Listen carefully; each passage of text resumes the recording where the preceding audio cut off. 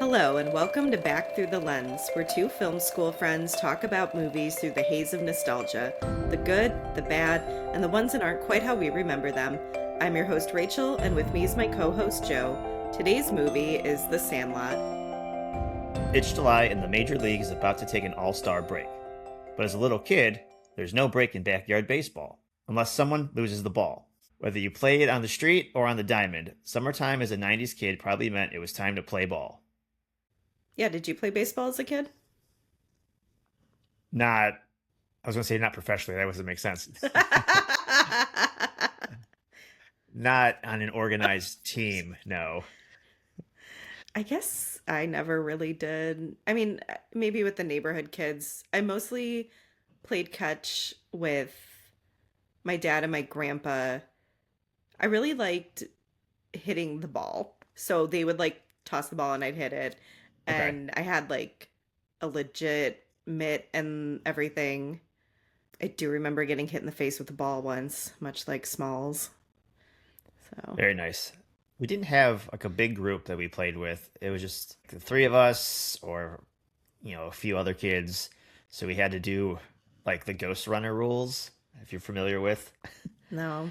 So you're like a team of one batting, and because everyone else has to play the field.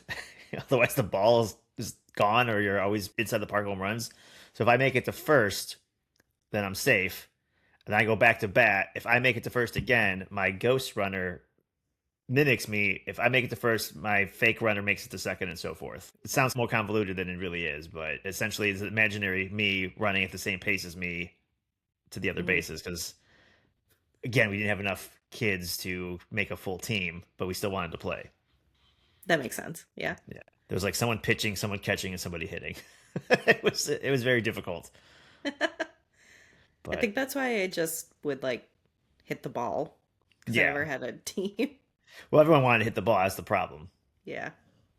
See and we that. definitely pretended we were different 1990s Cleveland Indians players for sure. Yeah, that was a really good run because I remember being in fifth grade and they made it to the World Series and we were like, what is happening? Yeah.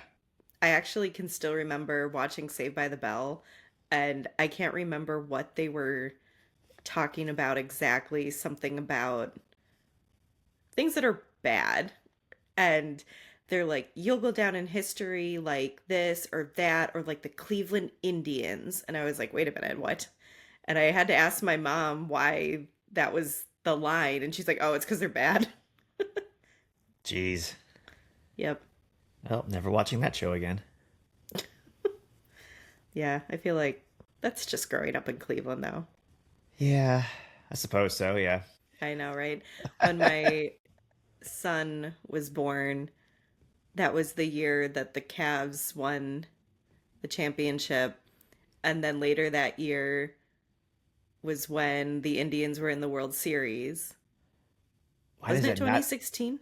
Yeah, it just doesn't seem like that adds up for some reason. I don't know why. It Yeah, seems like way longer ago.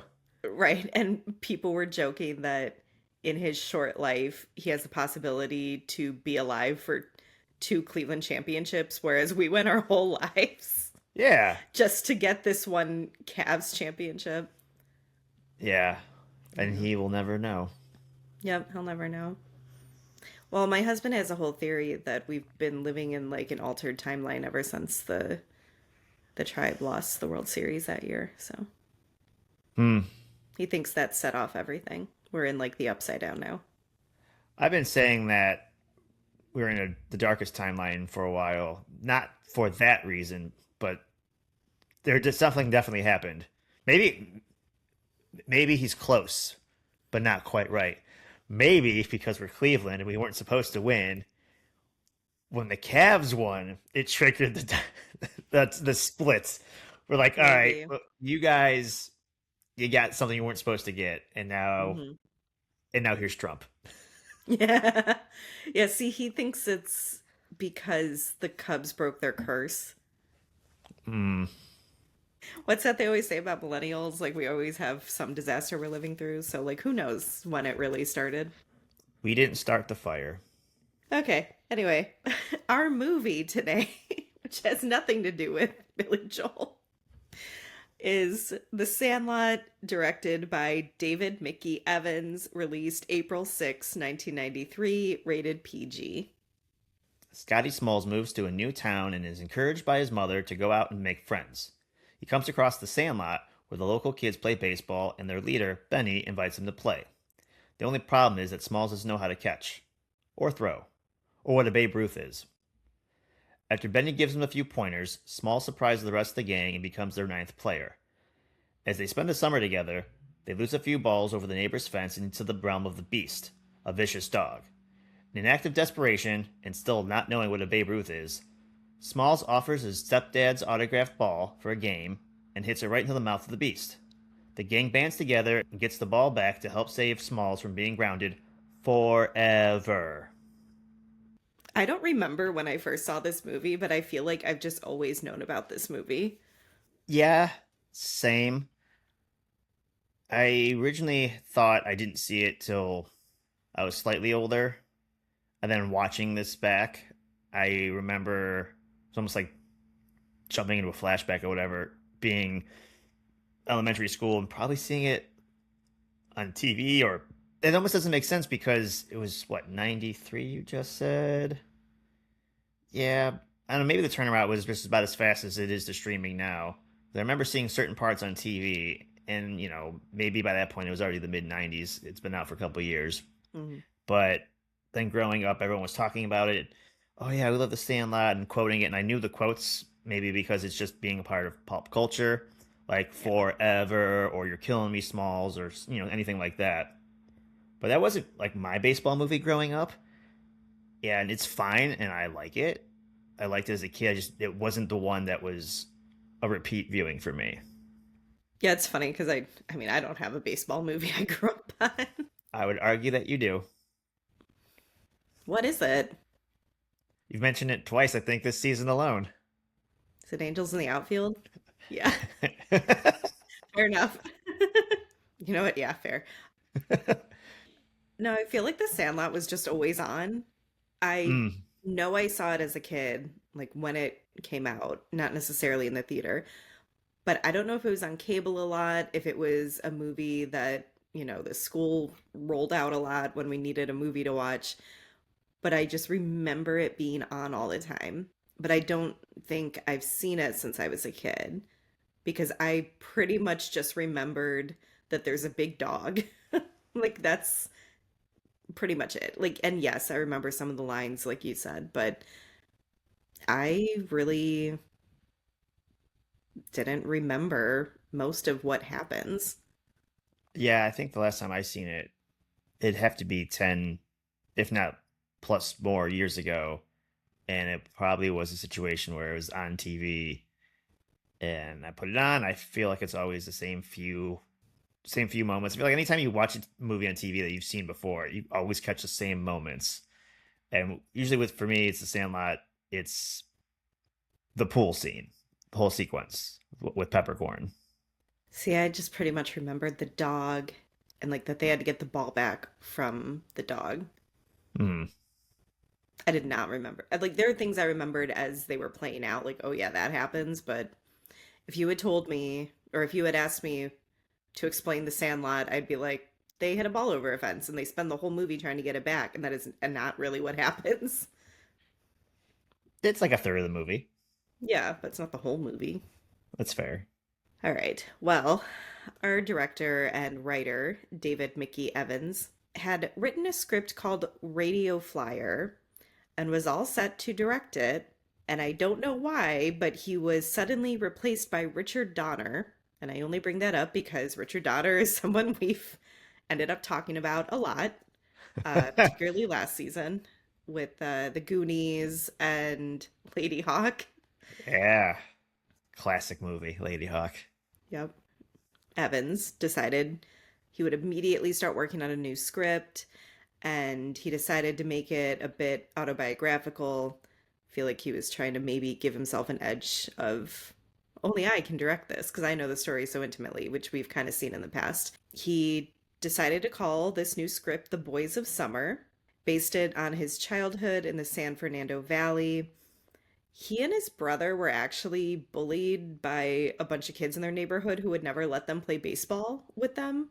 And so he flipped it so that this gang of kids that made him and his brother's life miserable were a whole gang that like played together. It was Okay. like what he wished his childhood could have been like. Yeah, so starts autobiographical, but like then turns into fantasy. Yeah. Yes. He said the way he envisioned all this in his head was the opening of Disneyland, where they would give tours of their main street in Disneyland, and they would have heads of state visit and all these very important people. And I can't remember which head of state it was, but someone told Walt Disney, wow, you nailed it. This is exactly the way a main street was, back at this time. And Walt Disney said, no, it's not. It's the way it should have been. And that's how David Mickey Evans thinks about The Sandlot. It's the way his childhood should have been, it's the way growing up in America in the 60s should have been. Okay, I get So, it. yeah, like you said, his Yeah. idealized childhood. They initially cast a bunch of 9 and 10-year-olds, which is what the original script called for. However, when they got the entire group together, Evans said they all look like babies. This is never going to work. Which my son is 9. He's going to be 10 in a few months. I definitely think he looks younger than the kids who ended up being in the Sandlot. So I can kind of understand that. Yeah. Yeah, anything under 10 are babies. Yeah. So basically, they went back and did the whole casting process again with 12 and 13-year-olds. Oh, wow. Totally went back to the drawing board. Yeah. I included a quote from Evans about working with child actors because it made me think of the way Richard Donner talked about working with the kids in the Goonies. They're not going to lose themselves in the role and take on all those written characteristics. It becomes more of an issue of trying to find kids that are fearless or have very little fear in front of the camera, that are gregarious, outgoing, have unique personalities, and something about them. I specifically was thinking about when Richard Donner, he would say something similar about they're not really actors, and he would tell them to do big eyes when they were supposed to Yeah. be surprised and things like that. It was filmed over 42 days. That's it. In Midvale, Salt Lake City, and Ogden, Utah. Nice. It's like a record there. Yeah, and it's funny because he said that it was a tough shoot at points. It got really complicated, and I'm sure he means some of the stunts and stuff like that with the dog, but 42 days is like nothing. If I remember reading about this a little bit correctly, it also got like super hot at some points.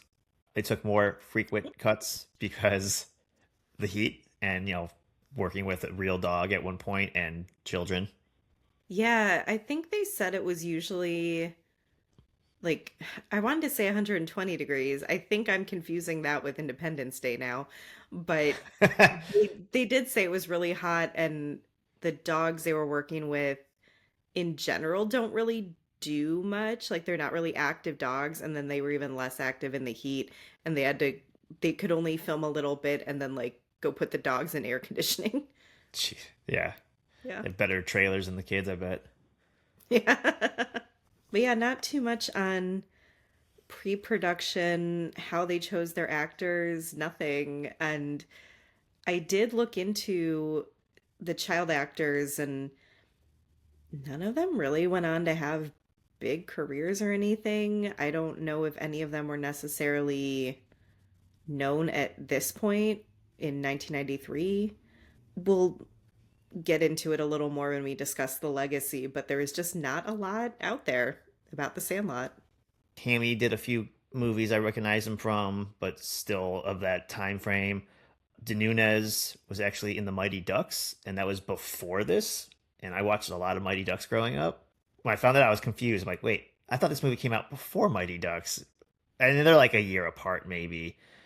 When he's up on the mound pitching, I'm like, why do I know this kid? Look him up. Oh, the math isn't mathing right now, and it hurt my head. And maybe because it's set in the 60s, and as a kid, I might not have known that. And so I thought it was probably an older movie.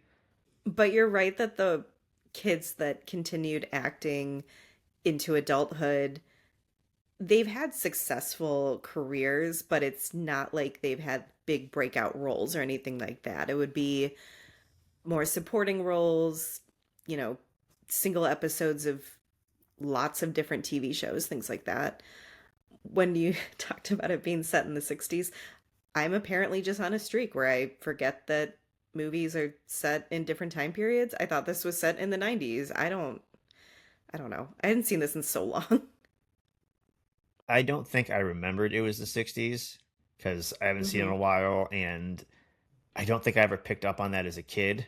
I think I don't want to make assumptions, but I think you thought it was the 90s because we watched it in the 90s. It came out in the 90s. And as I mentioned, some of these kids were in other movies in that time frame.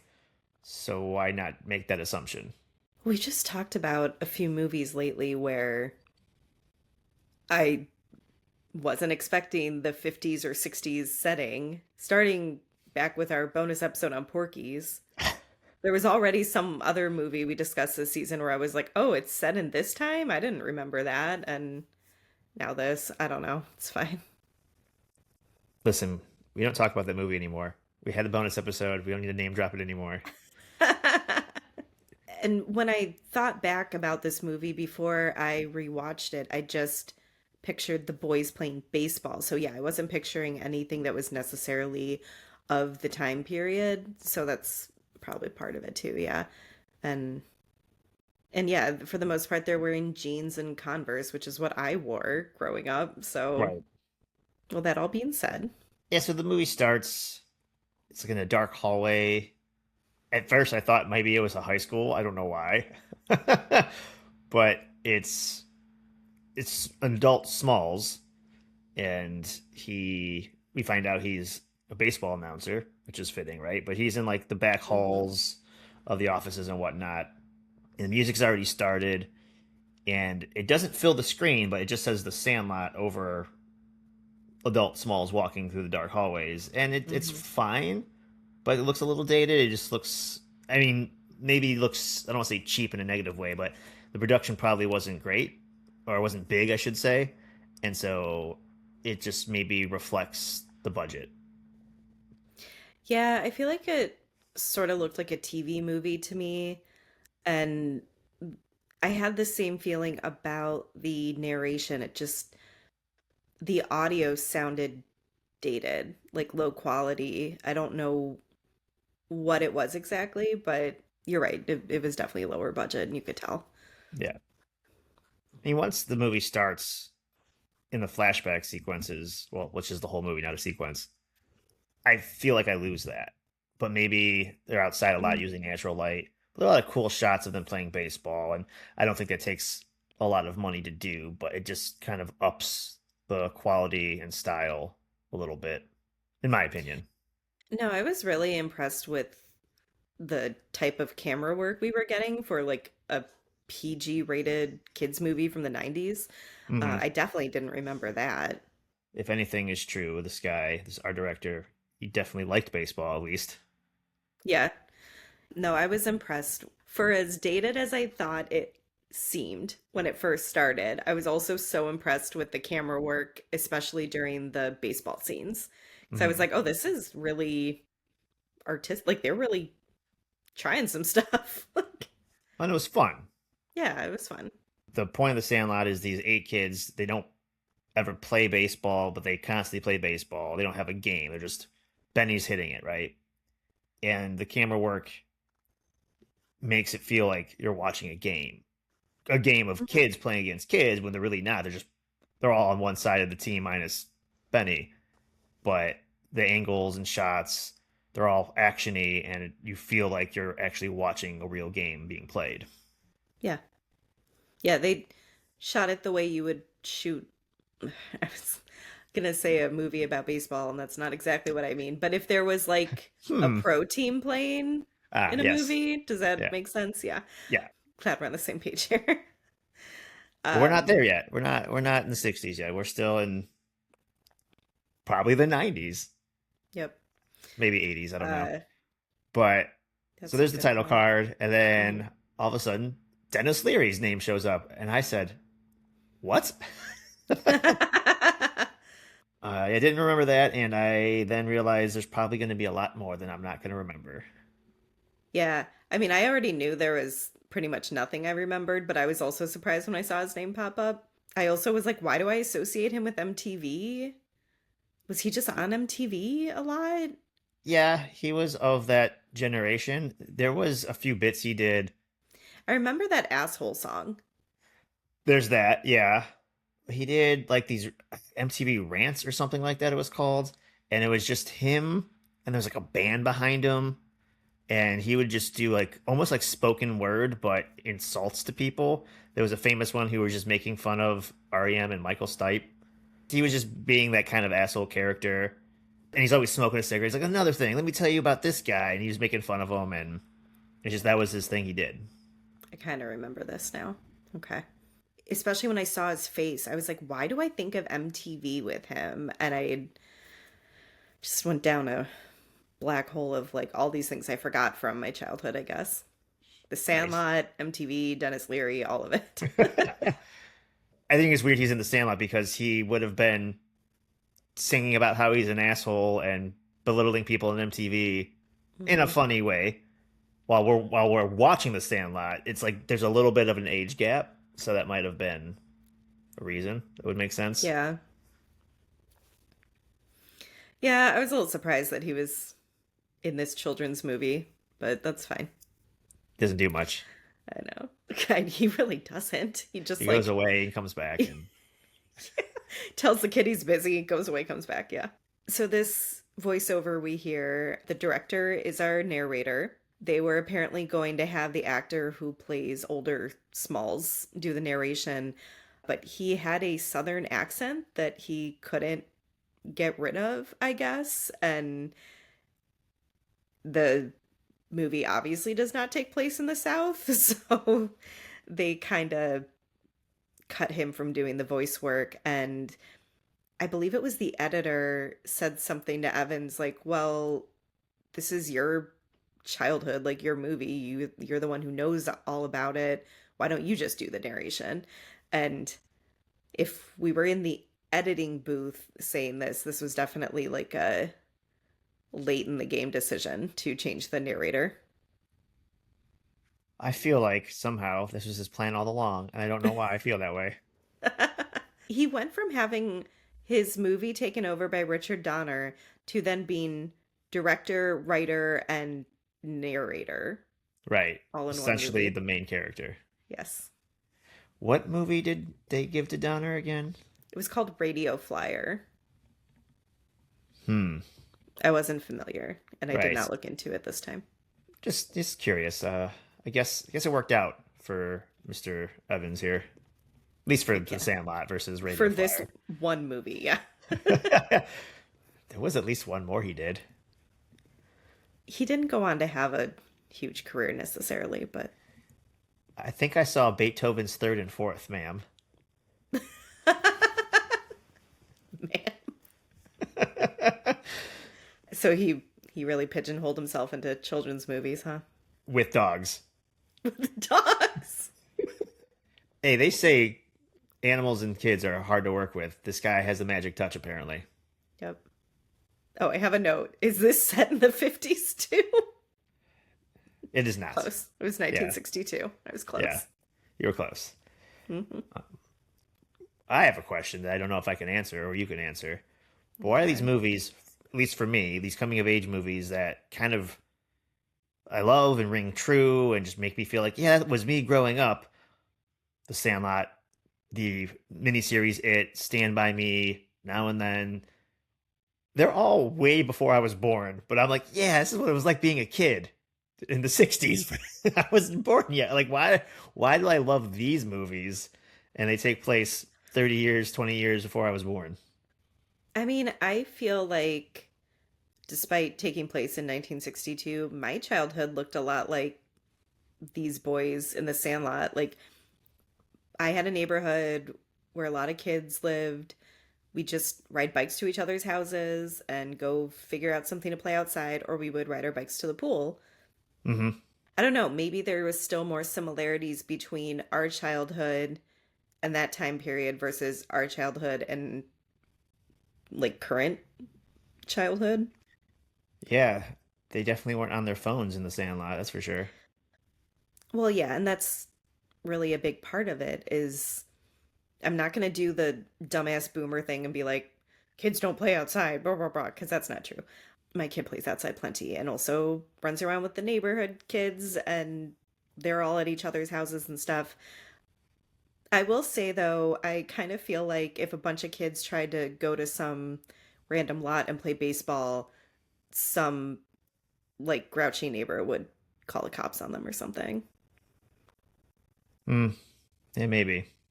I feel like there's a dichotomy lately where all these older people or like the kids shouldn't be on the screens, but then when there's a bunch of kids outside, they're like, "Oh no, what are they doing?" Like there's Yeah. it's like you're never gonna win, I guess. Grouch people gonna grouch. Yep.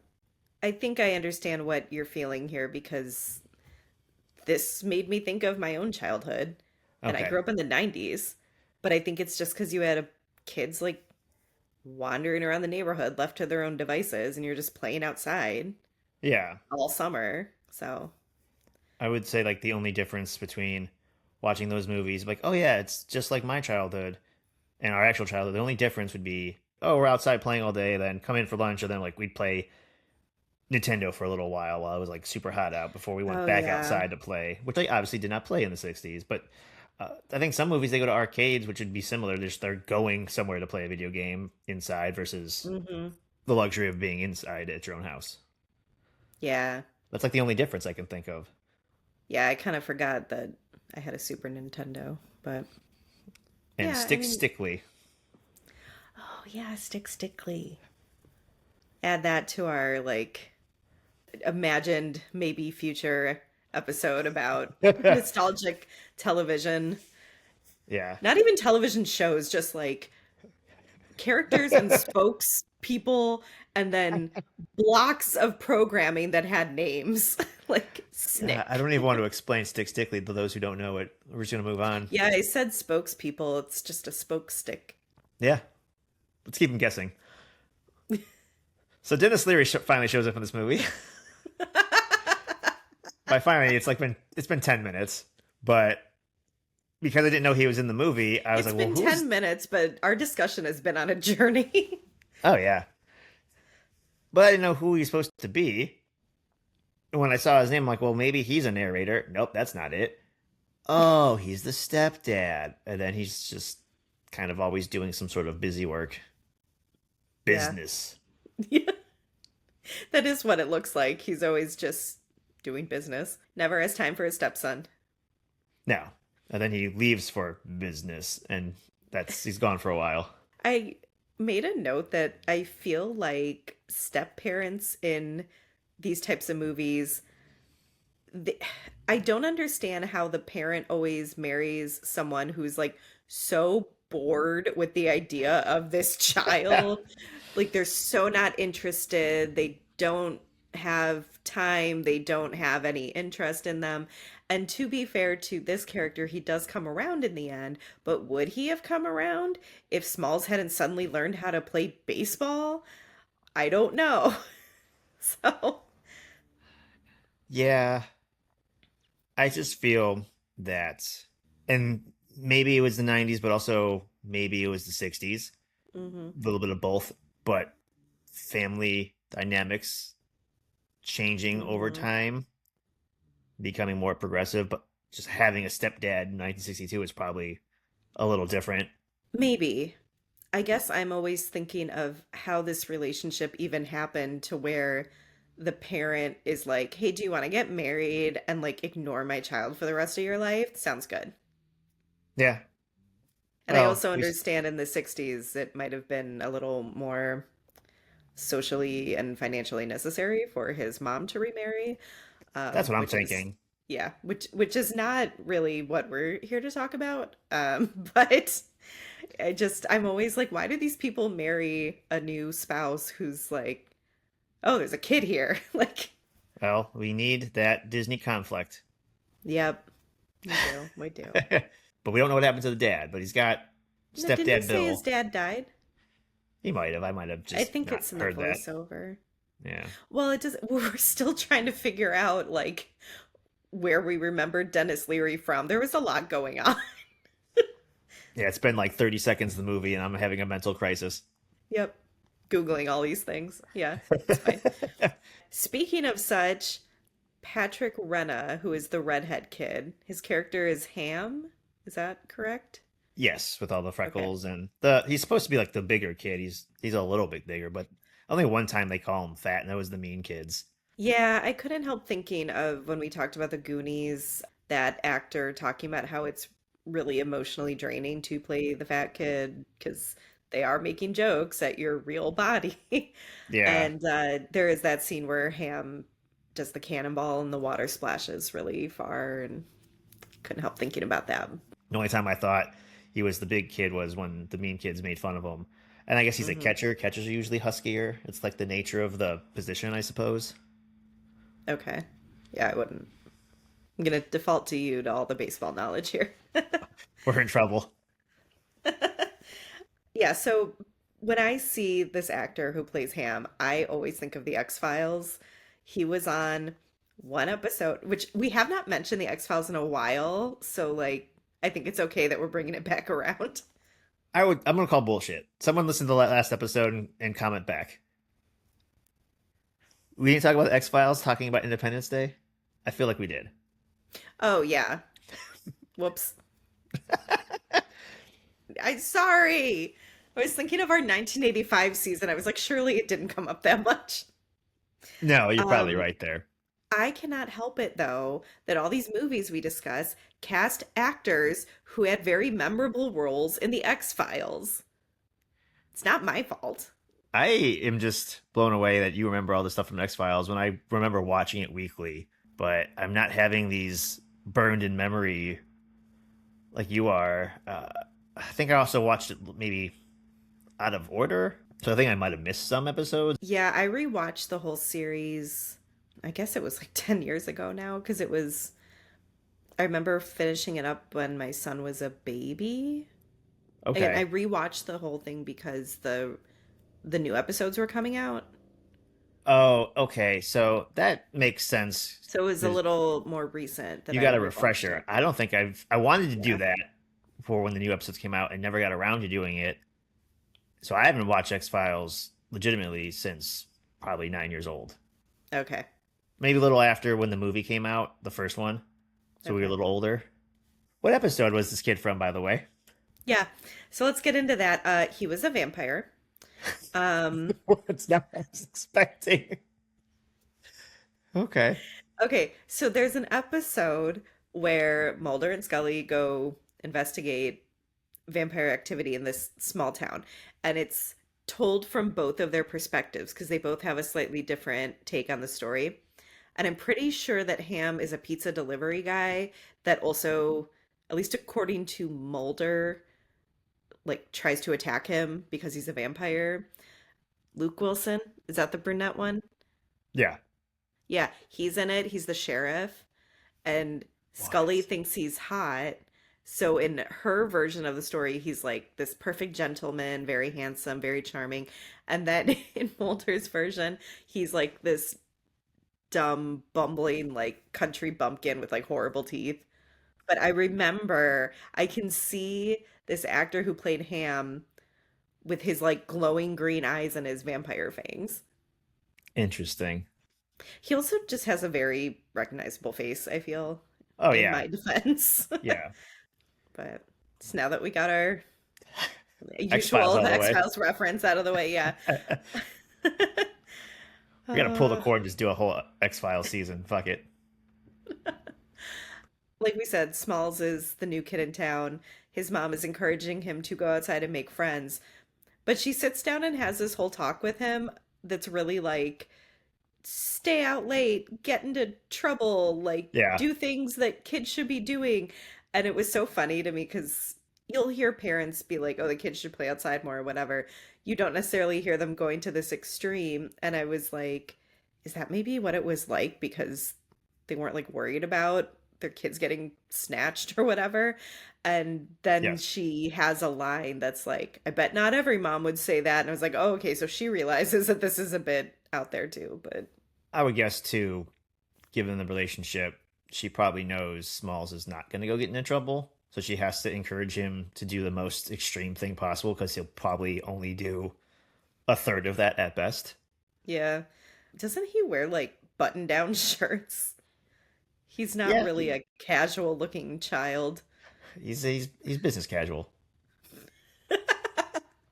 He learned it from Bill. Bill has lots of business, so he's business ready. I like that he Yep. keeps calling him Bill slash Dad and gets confused which one to call him. It's kind of funny and kind of sad at the same time. And like, because Bill doesn't ever correct him. Like, no, you can just call me Dad, or you don't have to call me Dad. You can call me Bill. Like, if that makes you comfortable. He just doesn't respond. He's like, Bill, I mean, Dad, I mean, Bill. Yeah, and Bill could at least help him out a little bit by like being like, it's okay, call me this. And he just lets the kid flounder all the Yeah. time. Yeah. I told you for the fifth time, my name's Frank. I don't know.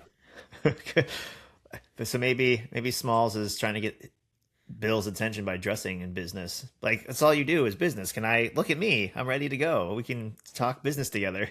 We can go business together. We should point out, by the way, that the mom is played by Karen Allen. I always think of her as being from Indiana Jones, but That and Scrooged. yeah. Every time I watch Scrooged, I'm like, oh, this person's in it. Oh, that person's in it. And I watched every year. I don't know what's wrong with me. Okay. So we get to a scene where this isn't quite when Smalls is invited by Benny to play baseball. I think he just kind of shows up and he throws that really embarrassing throw where it just goes like straight down into the ground. Yeah. And I felt for him because that is also pretty much how it would have gone for me, both now and at that age. So it's fine. I get it. But you have the little, the start of the dog character. Like he knows something's going on behind that fence. You kind of see it as a giant shadow making some noise. I mean, it's obviously a dog. I don't know why they're also. This dog has stories around him. I guess that's what it is. Well, the other kids know it's a dog. I don't know how Smalls doesn't know. I did want to point out that Evans, the director, he really was into Ray Harryhausen movies when he was a kid, like Clash of the Titans, Jason and the Argonauts. Harryhausen wasn't so much the director, he was the special effects guy. And I could see some of that coming out. He said that's what he was taking inspiration from for the dog before we actually see the dog. And I could definitely see that in the flashback where they're telling Smalls like this legend of this giant dog that eats children or whatever. Yeah. The dog, before its actual dog, looks comically fake, but not unrealistically so. When it's just a paw, or even later when they almost get the ball out of the yard and he comes up and grabs it with his mouth. Like, yep, that's clearly not a real dog, but it's not horribly done where you're like, oh my God, it looks horrible. Yeah. But it's more like, oh, that looks funny. Mm-hmm. Yeah. Because especially in that scene, it's almost much bigger than the actual dog, which is still a very big dog. Yes. And I think maybe because when you're that small, everything looks bigger, especially when a dog is scary. Like maybe they're purposely Mm-hmm. playing up on that. I think that's part of it. I also think this dog just looms so large in their minds and they've never fully seen it. So it's easier to imagine it as this big monster anyway. Right. I would like to point out too, Smalls wears this ridiculous hat for I think the first two baseball games he's involved in. It's basically like a ball cap, except that the bill of the hat is enormous. It was very distracting. Thank you. I have never seen a hat like this. At first, I thought maybe it was his dead dad's hat or something I thought that's what it was gonna be. because it looked big on him, but it was just the bill. The hat like sat on his head. It didn't go over his ears. It didn't like shift and look floppy. The hat Right. part was fine, but the bill was like, I don't know. I've never seen a hat like that, or if I have, I never It paid attention to it. it almost made me think of, you know, the Middle Ages plague doctors where they'd have the long beak. Yeah, It reminded me of like a beak, like it I just can extending from his forehead. It was a I can see very that. bizarre hat. And yeah, and I really thought there was going to be some story behind it. Like you said, it was going to be his dad's, or maybe Bill gave it to him because it just stood out so much. It wasn't just like a regular ball cap, and then Benny tells him to not wear it anymore, so he doesn't. The end. Yeah, the end on that, which Yeah. that's where I thought it was going to explain why he had this hat, because it's the second time he's at the Sandlot, and Benny's walking him home. He's like, "Yo, kid, can you look like a kid playing baseball? Can you wear Yeah. pants and like jeans and a not button-up shirt? And also, this hat is stupid." And he's like, well, I don't have another hat." And I thought there was going to be this story, and he's like, "Well, here, have my other hat. I don't need." Like, "Oh, thanks, Mister." Yeah, Benny just like he's pulling an extra glove out of his pocket. He's pulling an extra hat out of his pocket. Benny's just here to help. He's a magician. But I just Yep. don't understand what this. It helped him look physically smaller and definitely more awkward. It's almost like his mom gave him this extra build hat to like protect him from the sun or something. It was like the bill was like the size of a Yeah. sun hat. Yes. Yep. It's pretty much what it was. Um, we never get an explanation or anything. It was so distracting though. But speaking of Benny, like pulling all this stuff out to give to Smalls, Smalls, I guess, gets accepted into the group. However, when he first meets the rest of the group and we're introduced to them, they're all talking about Babe Ruth, the great Bambino, and Smalls is immediately like, "Who's that?" And this kind of killed me because, well, first of all, his stepdad has a signed Babe Ruth baseball, right? So he's just never been curious about his stepdad's baseball memorabilia, nor has his stepdad ever been like, "Hey, kid, come look at this cool thing I have." So, like, really, they don't talk. No one knows anything about each other here. I also just feel like I don't follow any sports at all, but I still know the names of really famous or historical athletes like Babe Ruth. So, Right. and what, we're about 30 years removed from Babe Ruth's heyday in this movie. Yeah, I think so. That sounds right. They're just famous people you have heard the names of, even if Yeah. you don't exactly follow their careers or whatever. It shows his disconnection from baseball at all. Yeah, And I think part of that is to maybe lean on the fact that his dad has been gone and Bill is busy with other things. And we also don't know when Bill came into his life, but there's the scene where he's playing catch with Bill and he's horrible at it because he hasn't learned yet. It's without sounding like it's supposed to be very masculine, but it's like this passing the thing. Like the dad's supposed to teach the kid how to play baseball at this time. This is why he wants his stepdad to help. He connected with the stepdad and help him, and he yeah, has only had his mom, who was probably a single mother for some time, and I guess that yeah. just never happened. Can't explain why he doesn't know who Babe Ruth is.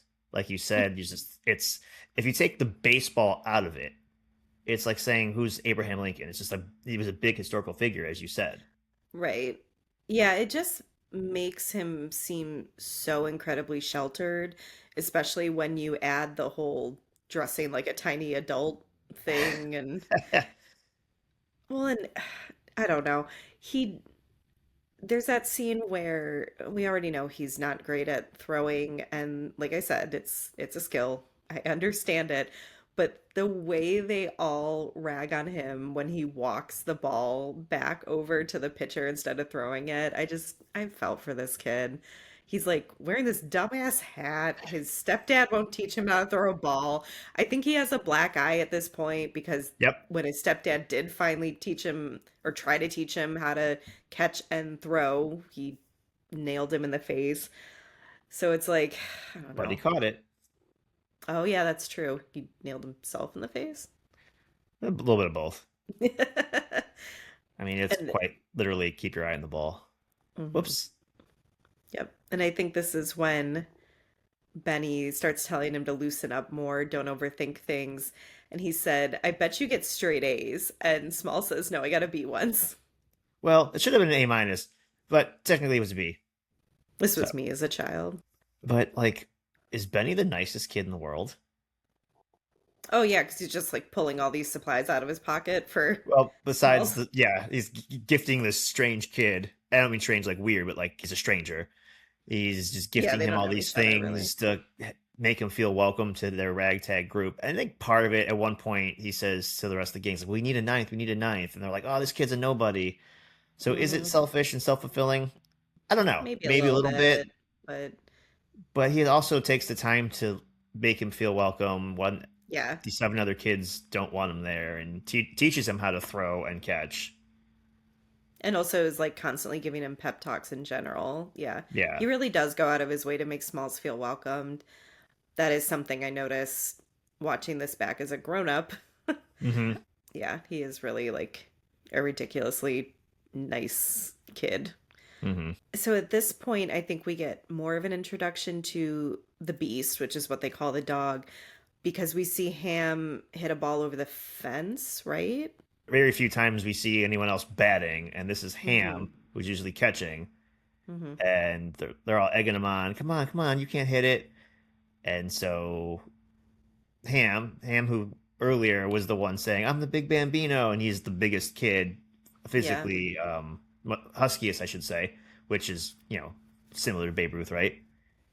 He Mm. does what Babe Ruth does, and he cracked the shit out of that baseball, and they're all mad at him because it went over the fence. But like, I wrote a note. Well, you guys were telling him to do it, and you threw a fastball, and that's how that happens. That's how baseballs. Yeah, that's fair. But we're introduced to this concept where if a ball goes over the fence, it's gone forever because the beast lives over the fence in this junkyard. And this seems to be a somewhat regular problem where they have to stop playing because now they don't have a ball.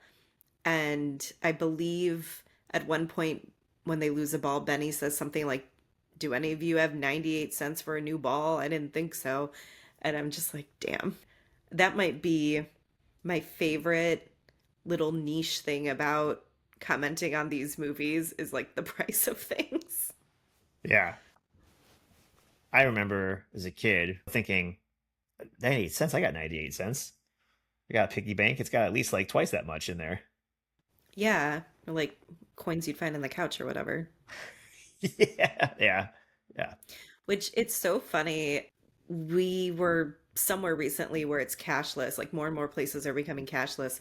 And we had to explain to our son that at some point there were places that only took cash, and now there are places that just refuse to take cash. And just, I don't know, just all these little things that are very different already about how I grew up versus how, like, or just like his, how he's experiencing the world, really. And Right. it's very odd to me. And these are the times where I really feel like an old person. Look how much things have changed. In my day, we had quarters in the sofas. And pennies were a thing. Yeah, I know. Okay. The one thing that I did not understand when they're introducing the concept of the beast to Smalls, he's so confused by this because he's about to go over the fence and just like grab the ball back, whatever. And they're like, no, no, the beast. We've seen him at least twice retrieve balls near the fence where he can hear like growling and Yep. it's shaking the fence and stuff. So it's like, this shouldn't be a completely new concept. I mean, he knows something's over there. That was what I was confused about. And some of those scenes where he's getting the baseball, it switches camera to, I don't want to exactly call it a POV shot because unless the dog can see through the fence, it's not quite Hmm. that, but it is from the dog's perspective in a way because we see Smalls like walking towards the fence, and then when we hear the chain rattle and the fence shake and the Hmm. growling, and he even timidly gets the ball and like scampers away because he's clearly confused and or afraid. Yeah, because there are like loud noises coming from that fence. Right. The only thing I can think of is that now he's wearing kid clothes and a proper hat, and he's part of the gang. He feels more comfortable and oh, now we can't play anymore. And two things is he's comfortable, so he's feeling confident, but also he just made a bunch of friends and he wants to look like the hero and or keep playing baseball with these new friends. So maybe that is getting in the way of possible fear of this dog. Like, hey, I can be the hero, save the day, and still play with my new friends. Who this probably means the world to this kid who only had his mom and dad Bill to hang out with. Bill Dad. So, but it was still confusing. Like, how do you? Because he's like, what? What's back there? Beast, this giant dog. What are you talking about? The thing that Yeah. snarls at you all the time, kid who plays center field. Yeah. Yeah. My only other thought was maybe he thought it was just a regular sized dog and was like, what's the big deal? But I Yeah, don't know. I do love the reaction of the group when he's like, "What's a beast?" and they're like, "Camp out!" And so, like, to tell him the story, they have to have a camp out. Like, they could Yeah, just I thought that tell him in was the funny. Sandlot. They're like, "We got to tell a ghost story." Yep. Yeah, and I think it's Ham again offers to make Smalls a s'more, and Hmm. he doesn't know what a s'more is. Again, not sure how, like, I don't know if it's like a time period thing. Was this not common? I don't know because, like, I grew up making s'mores all the Yep. time. I also was a Yep. Girl Scout, so we would do them all the time at campouts, but even Mm. just on a Friday or Saturday night, you could do a little like fire pit in your backyard and have s'mores, whatever. This kid has never heard of s'mores. And I just, again, the most sheltered kid. Yeah, I was confused by that as well. At this point, maybe not surprised because he is sheltered and wearing sun hats and button ups to baseball games. Yep. And maybe what we're saying here is like as a kid, you got to learn at some point. And I can't remember when I learned about a s'more or a Babe Ruth. I don't think I was of his age. I was much probably smaller, and it maybe that did come Mhm. from mom or dad or whatever. I don't remember, but at some point as a kid, you have to learn, and this kid didn't, and it's almost showing like this innocence when you don't have these outside friends. Because I think we've Mhm. had some personal conversations where, oh, do you remember hearing about this the first time? And it was probably in the playground, and one of the older kids or one of the quote unquote more mature, badder kids probably first time you heard about sex or whatever was Mhm. maybe not from your parents. And this kid who only has mom and Bill dad didn't get that. I like that you're comparing this kid finding out about s'mores to like learning don't how babies are made. don't say it because I'll make a metaphor. The graham crackers are the bed and the sheets, and then No. marshmallow. Okay. They might have said it already, but this was at least the first time I clocked Ham saying, "You're killing me, Smalls." My husband says this all the time. I believe it was when they meet the group for the first time, and he didn't know what Babe Ruth was, and Oh, yeah. him like right away says it. Then he doesn't say it as much as I thought he would, but it's enough to be like a tag. It's always when Smalls doesn't know something that the rest of the kids know that they all feel, as we just discussed, like a kid should know s'mores. The more we talk about Smalls, the more confused I am by his whole character. But we do this flashback as they're telling him the story of the beast, where it's black and white and everything's very heightened because it's the kid imagination version of whatever the real story is. Couldn't help thinking of A Christmas Story when this was going on, like when Ralphie imagines the robbers, because it's a similar vibe. The robbers move strangely and are kind of sped up in A Christmas Story, and that's kind of what we're getting here. I could see that. But in their version, this junkyard dog literally eats people, like bones and all. Yeah. And eventually the cops came. The chief of police is the grandfather of one of the kids telling the story. And they tell the junkyard owner that he has to chain the dog up, I think, underneath the house forever. Yeah, I think so. I think it's under the house. Yeah, because he eats people Hmm. forever. Forever. That was really funny though. I have a quote, and I don't know if they're talking about like the number of robbers this dog supposedly ate or the number of cops it took to subdue this dog. But one of them says it added up to 120, 173 guys. I just loved this whole scene because this is totally how a kid would tell a story. Oh, absolutely. After this, though, we are introduced to Wendy, who is the girl they all like. I forgot at this point that she is also the lifeguard. You just see her walking down the street in this scene. At the end, they had a close up of her butt, and I was not sure how I felt about that because I also thought she was a teenage girl. Maybe she's not exactly a teenager now that I know that she's the lifeguard and saving people. But I feel like I had a similar reaction as to what you had when we got the close up crotch shots in Weird Mm, Science. It's yeah. just like everyone here's kind of young for that. I don't know. Well, I was thinking Breakfast Club when what's his face Bender was under the desk and he literally looked up her skirt. Oh, okay. Gotcha. Yeah, I was thinking of but Weird Science when the boys are like in their underwear when they wake up and they walk very close to the camera. uh, yeah, that was just unnecessary. Maybe because it was a tighter shot on this butt shot that Squints is Oh, looking at.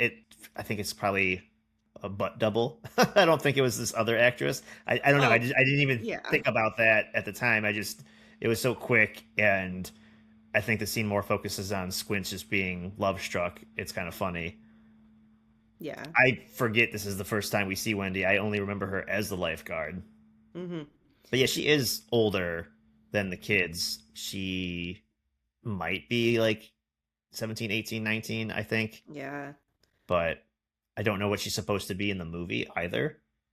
Yeah, I kind of thought once I saw her as the lifeguard, she was supposed to be a little older than them. So then we do cut to the pool scene where, like I said, Wendy is the lifeguard. This was so funny to me because it's set up as it's way too hot to play baseball, so they go to the pool, and that makes sense. And then it turns out they're all just like so almost like sexually frustrated because of the lifeguard. Like, this is why they go to the pool, and it's just like killing the one kid that he just has to stare at Wendy all day from the pool. Yeah. I feel like most of the kids weren't reacting the way Squints was. That's true. They are all like hanging out in the shallow end, just chilling. They're like, there's a scene where she's putting lotion or whatever on, and all the kids are like, "Whoa!" And that's what Squint's like, "I can't take it anymore." And he Yep. goes to drown himself. Yeah. I did want to point out that Evans, the director, said it was mostly 110, 112 degrees when they were filming, but the 2 or 3 days it took them to do the pool scene, it was down to 50 degrees. Of They had course. a, yeah, they had a cold spell, I guess. And he said it wasn't a heated pool. The guys would get in there for like 5 minutes and then they'd have to get out and warm up. I did not remember a lot of this movie, like I said, but once Squints hit the bottom of that pool, I was like, oh, right. He's gonna basically force her into doing CPR on him. I remember that now. Yeah. It's like Yep. the one scene I really remember is the pool scene. He fakes drowning or purposely drowns. I'm not quite sure exactly. It's a little hard to tell at some Yeah. point. Yeah. It's also the CPR she performs is like half CPR. She just like breathes in his mouth and listens to his chest. There's no pumping out the water. So I thought that I too. don't know. Yeah. Whatever. It's unimportant. The main part is that he sneaks a kiss with Wendy and they all get banned. And I Hmm. wrote, wait, why'd they all get banned? Guilty by association. I guess what they didn't do anything. I don't know. Maybe she thinks they all put him up to it. Maybe. But also, he marries Wendy later when he grows up. Yes. He really liked Wendy I think what's more surprising is Wendy really liked him eventually. He was eventually. persistent. We transitioned to narration talking about the only night game they played, which is on the Hmm. 4th of July. And as they're talking about, the setup for the game, we get Benny's full name. Yep. I'm just going to use the first and middle name because I think I already knew it was like Benny Rodriguez, but we get they I forget why he mentioned it, but they said Benjamin Franklin. I was like, excuse me? His name Yeah, is Benjamin Franklin? Rodriguez. Yes. Eh, Um, how fitting when they're talking about the 4th of July, though. yeah, I thought they had mentioned this earlier because I don't remember being surprised by it at that point. But yeah, I thought that was funny. But I really liked this 4th of July scene. The director also said this was his favorite scene. He said, I like to put it this way. I needed an ideographically American scene. This movie's been called actually the most American film ever made, as well as all of these other accolades. I think that's mostly because of this scene. Hmm. Do you think this is the most American film ever made? I mean, I'm going to say no because it didn't jump out to me like that. I don't know what the most American movie ever made is. I don't know if there is one. Yeah, I don't Uh, Team America, World Police. I said it. know. Yeah. And this scene is fine. It's so short. It's cool. We don't even see them play baseball. Like I was kind of let down. They're like the only night game we ever play, and then it's just fireworks Hmm. going off. It's a cool shot, wide shot of fireworks going off, and then there's close-ups of some of the kids with colored lights flashing on their face, and they're like Hmm. ooh, and that's it. It's mostly narration about them being excited to play a Hmm. night game, and then we don't see them play a night game. So I was let down. That's true.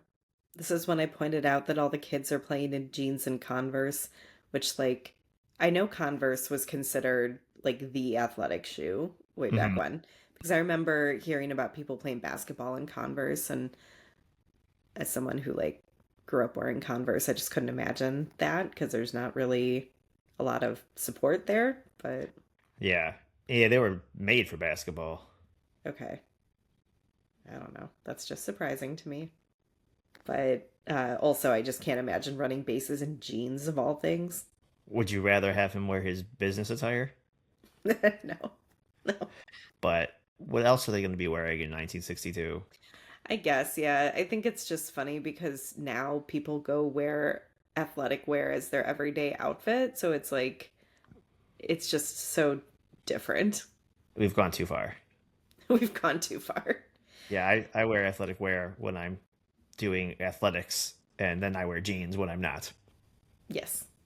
Okay, these random kids who pull up on their bikes who are dressed in like actual baseball outfits. I assume they're on a legit baseball team. They challenge the Sandlot kids to play against them. These kids on the bikes talk like they're from New York City. I saw your note, and I want to know what you were talking about. Like they have that New York accent. I did not hear that. Only the one kid really talked. I did not get a very New York accent. I don't know. Mm.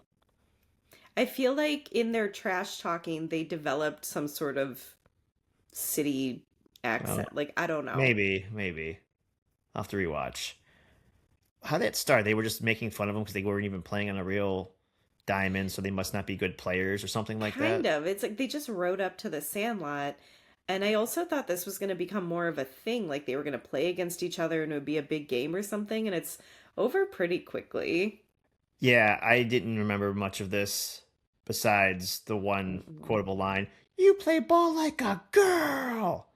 I did like Ham yelling his lines while they were trying to play. Yeah. Yeah, but I swore this was going to be a bigger thing, and to your point, it was not. It just goes like it's a one game, and then it goes back to the dog. Yeah. I think, if anything, it shows how tight this group of kids are because they're not on a real team. And most of the time, as I said earlier, it's Benny hitting the ball to other kids and they're just running defensive plays. Mm-hmm. And then it shows that it worked. Yeah. The Nunez is a good fast pitcher. And Ham can also hit. And actually, they show them all hitting pretty well, but Ham and Mm-hmm. Benny are like the power hitters, obviously. Yeah. But that's it. Uh, Just they're showing a few at bats where Ham's talking some smack, which is pretty funny. And then yeah. it shows a few of our team at bats, and it's just making the other team look silly. Mm-hmm.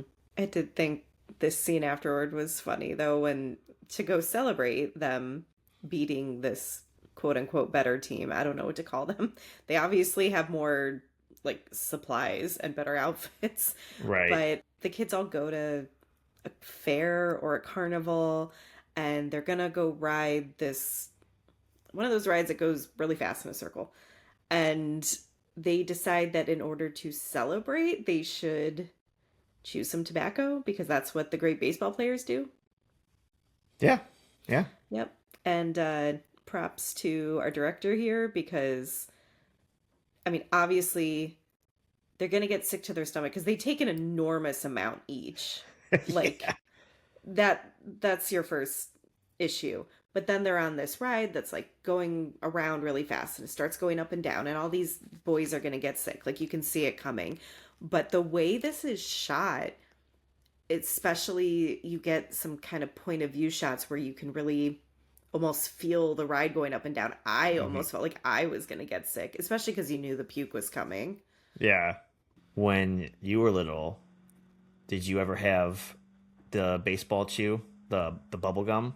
It was Oh, like, yeah. okay, I Yeah. love that stuff. It was meant Yep. to obviously look like tobacco, and I thought it was a Which is clever. crazy if you think about it. I didn't want to pretend like I had chewing tobacco, but at the same time, the only time I remember having Big League Chew bubble gum was summertime playing front yard baseball with friends. It's like, oh yeah, if I'm gonna have bubble Yeah, gum, I might as well have the baseball themed bubble gum. I could see that. I feel like I didn't have that too often. I usually had was it bubble tape? Yeah, yeah. I had bubble Yeah. tape. That was a good one. There was a point in my childhood where like gum was a really big deal, I Oh feel. yeah. Oh, Okay. I remember that. It was just Glad have you. different flavors and styles and shapes of gum, bubble Yep. gum to have. Yep. I remember when I got my braces, like that was my big concern is that I couldn't chew gum anymore. Yeah, you cannot. Oh, I have another note about his stepdad being uninterested in him. Maybe because this is when his stepdad leaves for his work trip and he's like, dude, you still haven't taught me how to play catch. Or maybe Bill brings up he still hasn't taught him to play catch. Meanwhile, no one knows that Smalls is becoming like a perfectly decent baseball player without his help. Yeah, I think this is when Bill Dad is leaving. And he's like, "Oh, when I get back, we'll work on catch again." He's like, "Okay, Bill. I mean, Dad." Yep. And he doesn't correct him. He's like, "No one corrects anybody." Like, "Oh, actually, I could actually play now. We just beat this other team that's actually well equipped. So suck it." Yeah. But this is when they again hit their ball over the fence. It's gone forever because of the beast. Smalls offers to go get a ball that is in his house. Somehow I forgot that he steals his stepdad's signed Babe Ruth ball. Like, I know that's the whole point of them trying to get the ball back. I guess I don't know, forgot all the details of it being bills and whatever. But I was cringing very hard. Yeah, Smalls has come so far, but he's still so stupid. yes, yes. I totally forgot this is why they have to get the ball back because it's not like Bill Dad and Smalls talk. So we never get this. Hey, I'm actually into baseball. I have a signed baseball by Babe Ruth. You would think he'd want to play catch more with his stepson because of that. He's unless he just He's likes to into collect baseball. things. Yeah, is he into baseball or just does he have a Babe Ruth baseball? Because like I like going to games and watching it and listening to it on the radio. I would say Hmm. I'm a huge baseball fan, at least compared to other people I know. But I also would, if someone's like, "Hey, here's a legitimate Babe Ruth baseball. Here you go." I'm like, "Hell yeah, I want that baseball." Like, why not? It's to your Sure. point from Yeah. earlier, a part of history. Hmm. All that being said, I do want to point out the reason why he gets the baseball, he steals it, is because it doesn't go over the fence that well, the one they're playing with at the moment. Oh, right. Benny bursts it open, and they make Hmm. this whole big deal about it being an omen of some sort. And they thought Hmm. it was good, and then it wasn't. Yep. Yeah, totally forgot about that. Yeah. But this also, after they hit the Babe Ruth ball over the fence, is when it comes out that Smalls does not know who Babe Ruth is, despite pretending to earlier. I think they were all just using nicknames and he pretended to catch on. Yeah. He has a line, or the narrator rather, has a line that says, even my mom, a grown up girl, knew who Babe Ruth was. Yeah. Because he said it was a ball by some lady named Babe or something. Or yeah, he's like a lady named Ruth or baby. Yeah. Yeah. But well, he tries to replace it because they get a ball, they sign Babe Ruth's name, and he's putting it back on this like pedestal that Bill has it on. And that's when he says, like, even my mom knew who Babe Ruth was. Personally, when you see how disgusting this ball gets, like, I think if I was Smalls, I would have just gone with this fake signature and maybe Bill wouldn't notice. My concern with that was the signature. Like a little kid signed it. Did they sign it like Babe Ruth would have signed it? I don't Well, I'm know. sure they didn't think that hard about it because also they didn't have the reference because Yeah, it's that's what I over was the. thinking of. They couldn't Yeah. pull out their phones and Google it. Well, Bill is so busy with business, he might not spend that much time staring at his Babe Ruth ball. So Maybe. maybe it could have taken a year or two to notice it was different. I don't know. That's a good point. I don't go around my house and just stare at things I have. So, I mean, we only even our attention is only drawn to it in the first place because he's taking it out of a moving box in the beginning and Smalls sees him like putting it up on the holder. So Yeah. it's not even like Bill was just wandering around like admiring his It's a nice baseball Babe Ruth stuff. ball. So this leads us to a whole montage of the boys trying different ways to get the ball back from the dog because Smalls has decided this is ridiculous. They're gonna, defeat the beast. They're gonna get the ball back. Yeah, when he's pleading for them to help him, I couldn't help but wonder, like, because we don't have a lot of the backstory of casting, Hmm. but this scene when he's in front of the fence and all the guys are looking at him as he's trying to climb it, and he's like, "Oh no, you can't." The beast. He's like, "No, you understand. You don't understand." I was like, "This is why this kid is Smalls." I kind of caught it through most of the movie until now, but this definitely cemented it. This is probably, at least at this in this movie, definitely probably the better actor of all these kids. He was most believable. His Hmm. emotions, he had more emotional scenes to show that also, but his emotions seemed more authentic, not as forced. Where some of the other kids, like, they're there to be comedic and funny. Benny was really good too. He's just also the cool kid. Ham's the funny kid. Squints definitely is not the best actor, but his character and how he just is over the top is entertaining. Yeah. But the actor who plays Mr. Smalls here, especially in this scene where he's almost at the verge of crying, but not quite, and I don't know, I watch the scenes like, damn kid, all right, get it. Yeah, he's an actual child actor, I think, despite the quotes we had earlier from the director about like these kids aren't real actors. He also went on to be the lead in the Lassie movie that came out the next year, which I vaguely Oh shit. remember the Lassie movie coming out. I did not realize it was the same kid. Yeah, So I I feel like out of all of them, he was more of a, like I said, a child actor. yeah, there were scenes where just some of his non-acting was just really on point, like group Hmm. shots, and they're all reacting to something, but the little things he does just seems more natural, like a little kid would do, and less Right. aware that he's on camera, Yeah. purposely so. Hmm.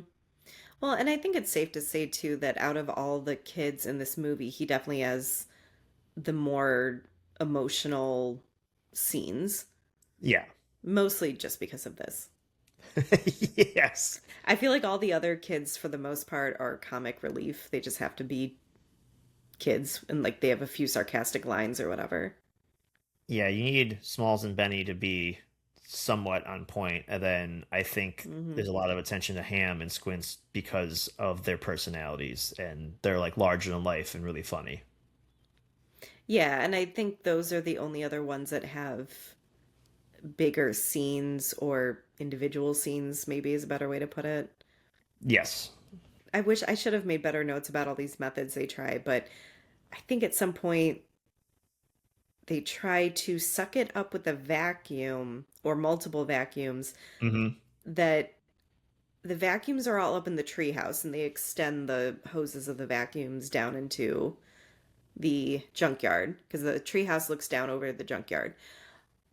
The vacuums start overheating and eventually they explode and, you know, one of them gets covered with dust. I think it's Smalls.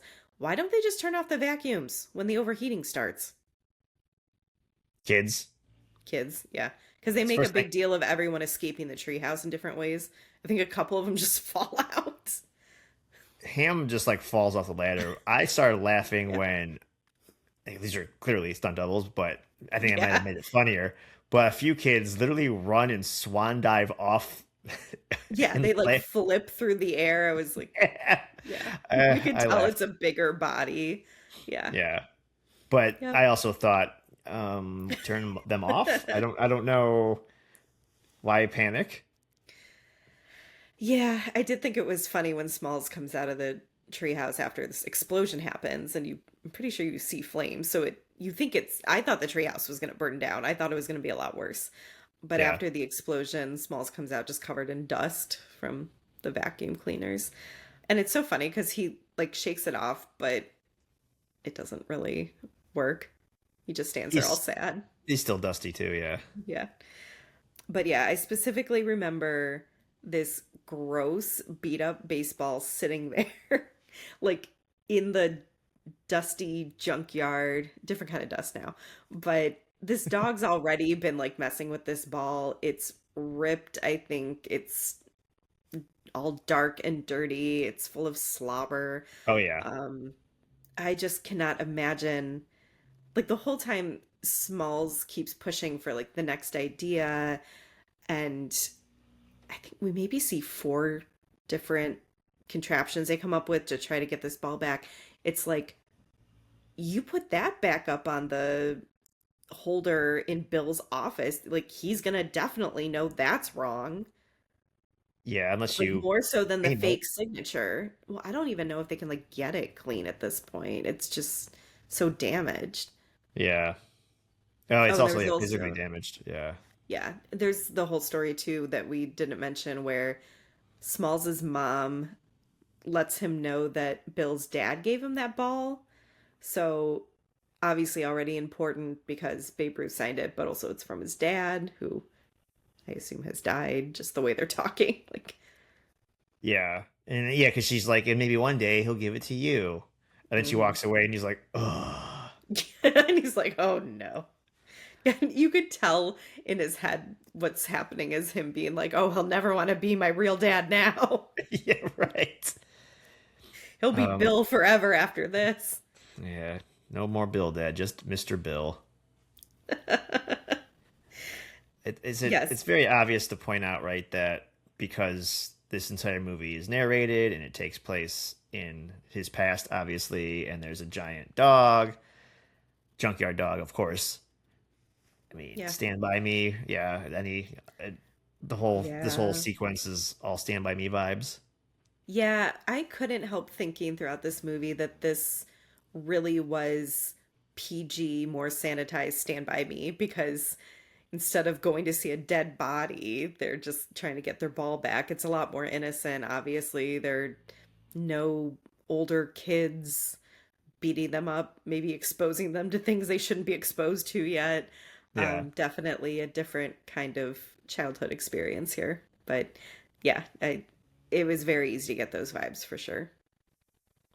So they're unsuccessful getting the Babe Ruth ball back, and they have a sleep on it. And in this sleep on it, Benny has a dream where Babe Ruth comes to visit him. Specifically the ghost of Babe Ruth.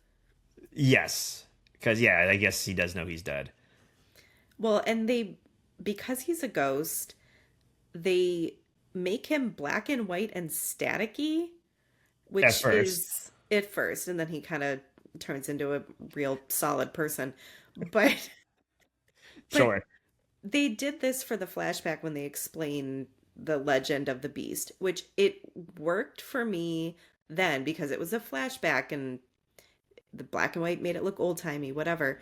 But just seeing that black and white and that static in particular on a single person Mhm. where the rest of the shot looks normal, like that red is like really cheesy to me. It looked weird, yeah. And it made sense doing the flashback before because it was also told from a child's point of view. So it was kind of Hmm. turned up a little bit. No, this was silly and cheesy, but Babe Ruth convinces Benny that he needs to just take matters into his own hands, hop the fence, get the ball back. I guess I'm not entirely sure why, but there's that line about, oh my gosh, what's the heroes or something about being remembered, but heroes. Remember, kid, there's heroes and there's legends. Heroes get remembered, but legends never die. Okay, yeah. So, and it's so funny to me because Benny, I guess, would just be doing something heroic, getting this ball back for Smalls, but maybe he'd be a legend because he would tame the beast. Right. He'll go down as like the Sandlot legend or whatever. Yeah.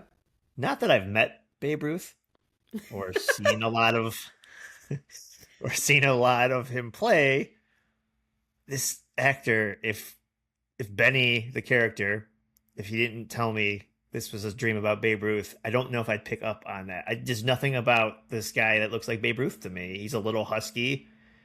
I feel like he doesn't talk like Babe Ruth looks like. I don't know why. I feel like he just doesn't come across as Babe Ruthian to me.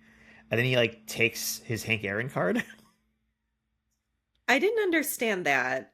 I do feel though, like if I see a character who's kind of husky and in an old-timey baseball uniform, I'm supposed to think it's Babe Ruth because it's almost like a cartoon depiction of him at this point. Yes. I guess I'm still not quite understanding why it's so important that Benny does all this and gets the ball back, but that's fine. We'll just go with it. Yeah. The taking the card just was weird. I mean, again, I guess this is a dream, right? So it doesn't have to make sense. But it's just I like, who is guess. Henry Aaron? I don't know why, but I'm going to take. He literally says, "I don't know why, but I'm going to take this." In the dream, he's like, "I don't know Well, why I want this I card, but I'm going to take it anyway." I thought he recognized him and said, "I don't know why, but I want this. I'm going to take it." Either way, it's It was weird because even he's like, "I don't know why." yeah, exactly. Yeah. Then no, that it was odd. I don't know. Yes. Okay. So Benny the next day, I think he tells them like he had a dream about Babe Ruth or whatever, and he's like, I'm going in, I'm doing it. He hops the fence.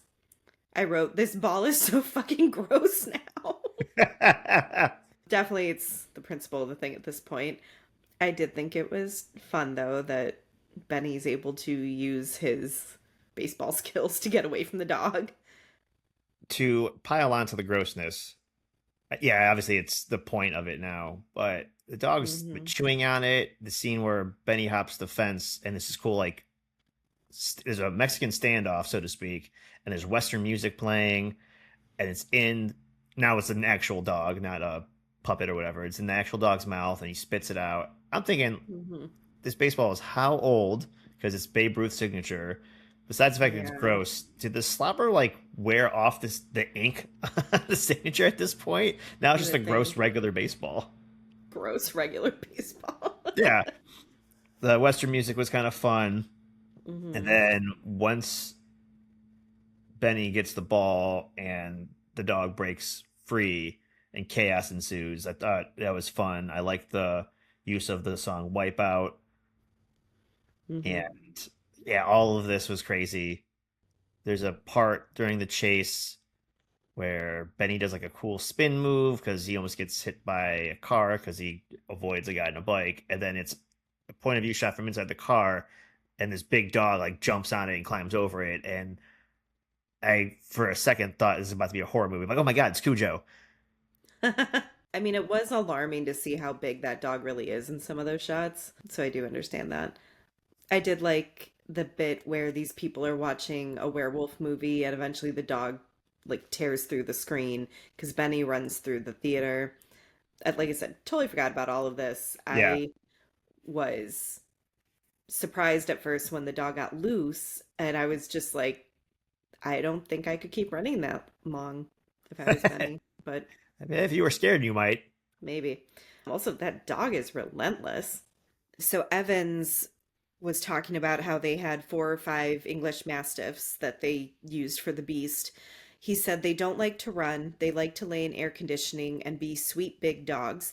It was tough to deal with them because you get 40 yards out of a run and then they have to go in the air conditioned van and get hosed down.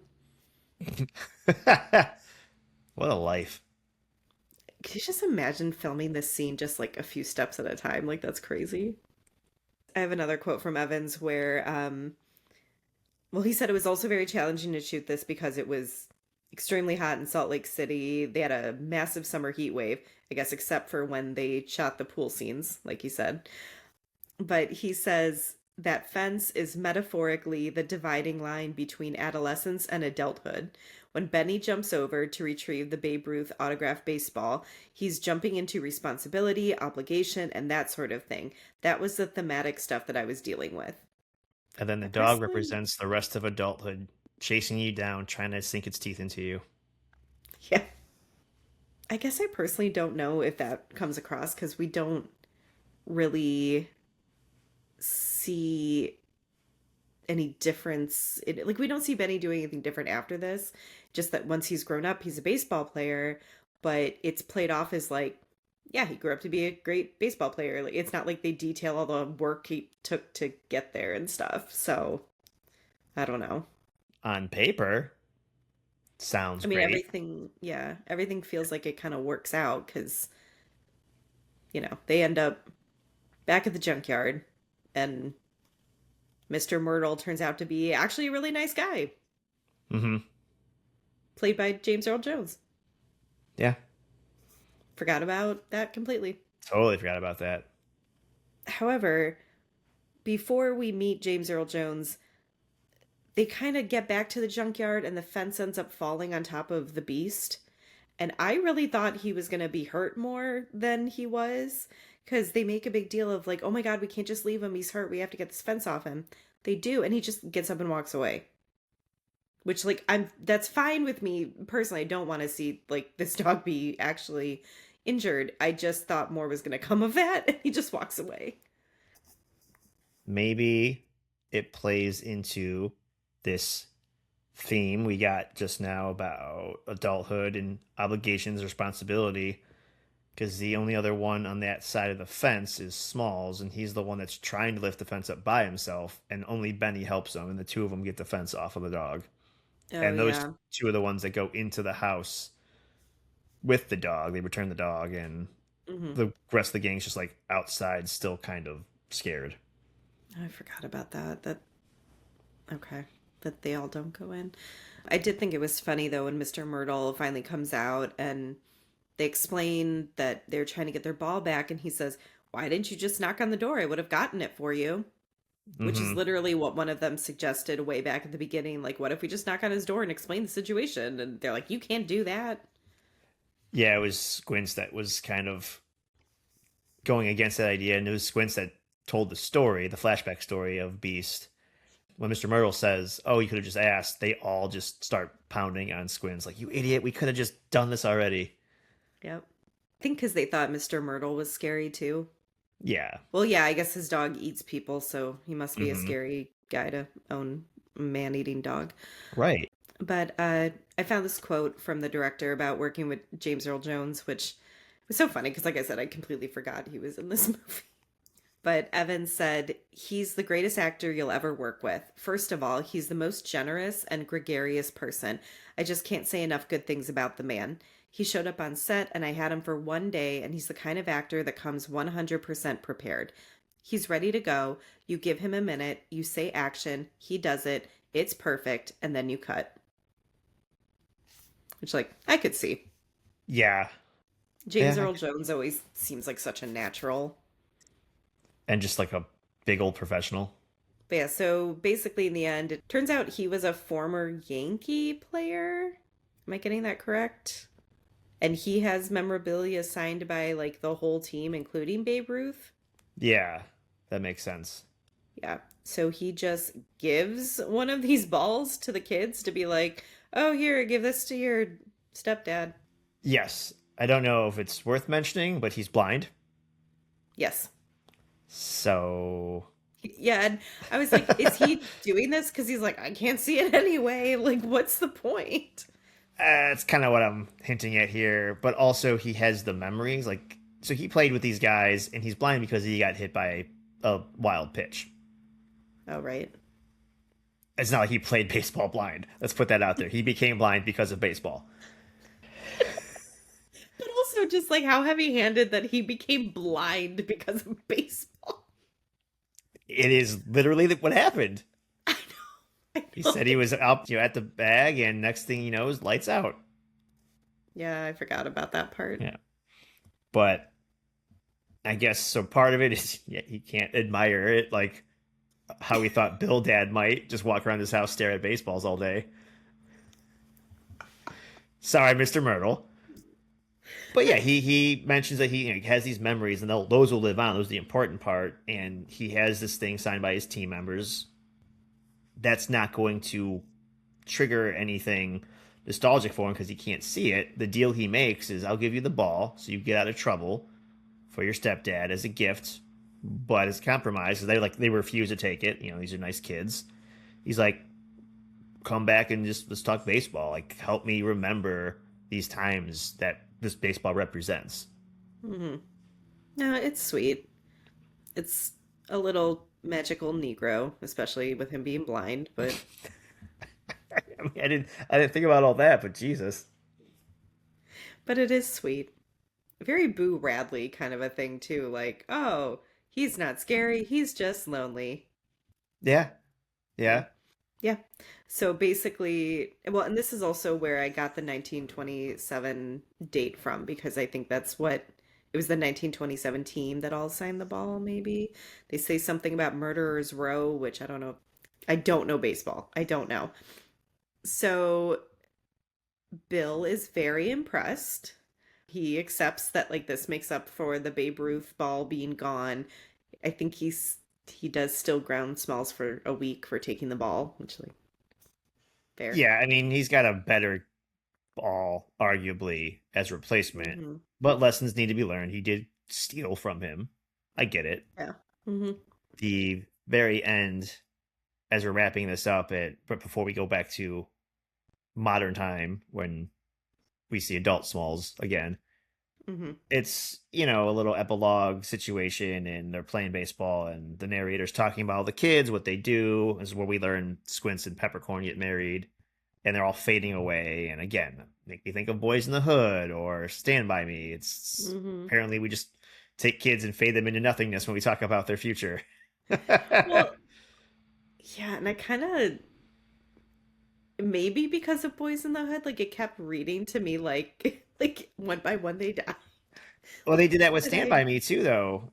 well, yeah, I And guess it's that's like, ugh, I'd like, well, no, again, it's what we're seeing and hearing are a little bit different. Because why are they fading away? I don't know. I think it's yeah. because they lost touch over the years, so maybe that's why. Well, and I understand it's like that child doesn't exist anymore because they're grown men, but it's just to me the visual Hmm. reads like they're dying, and I couldn't Yeah. get over that. Like they Like never that's made it to fine. Tell me, adulthood. yes, yeah, that's exactly what it is. But all of them did. All of them have pretty good lives, I think.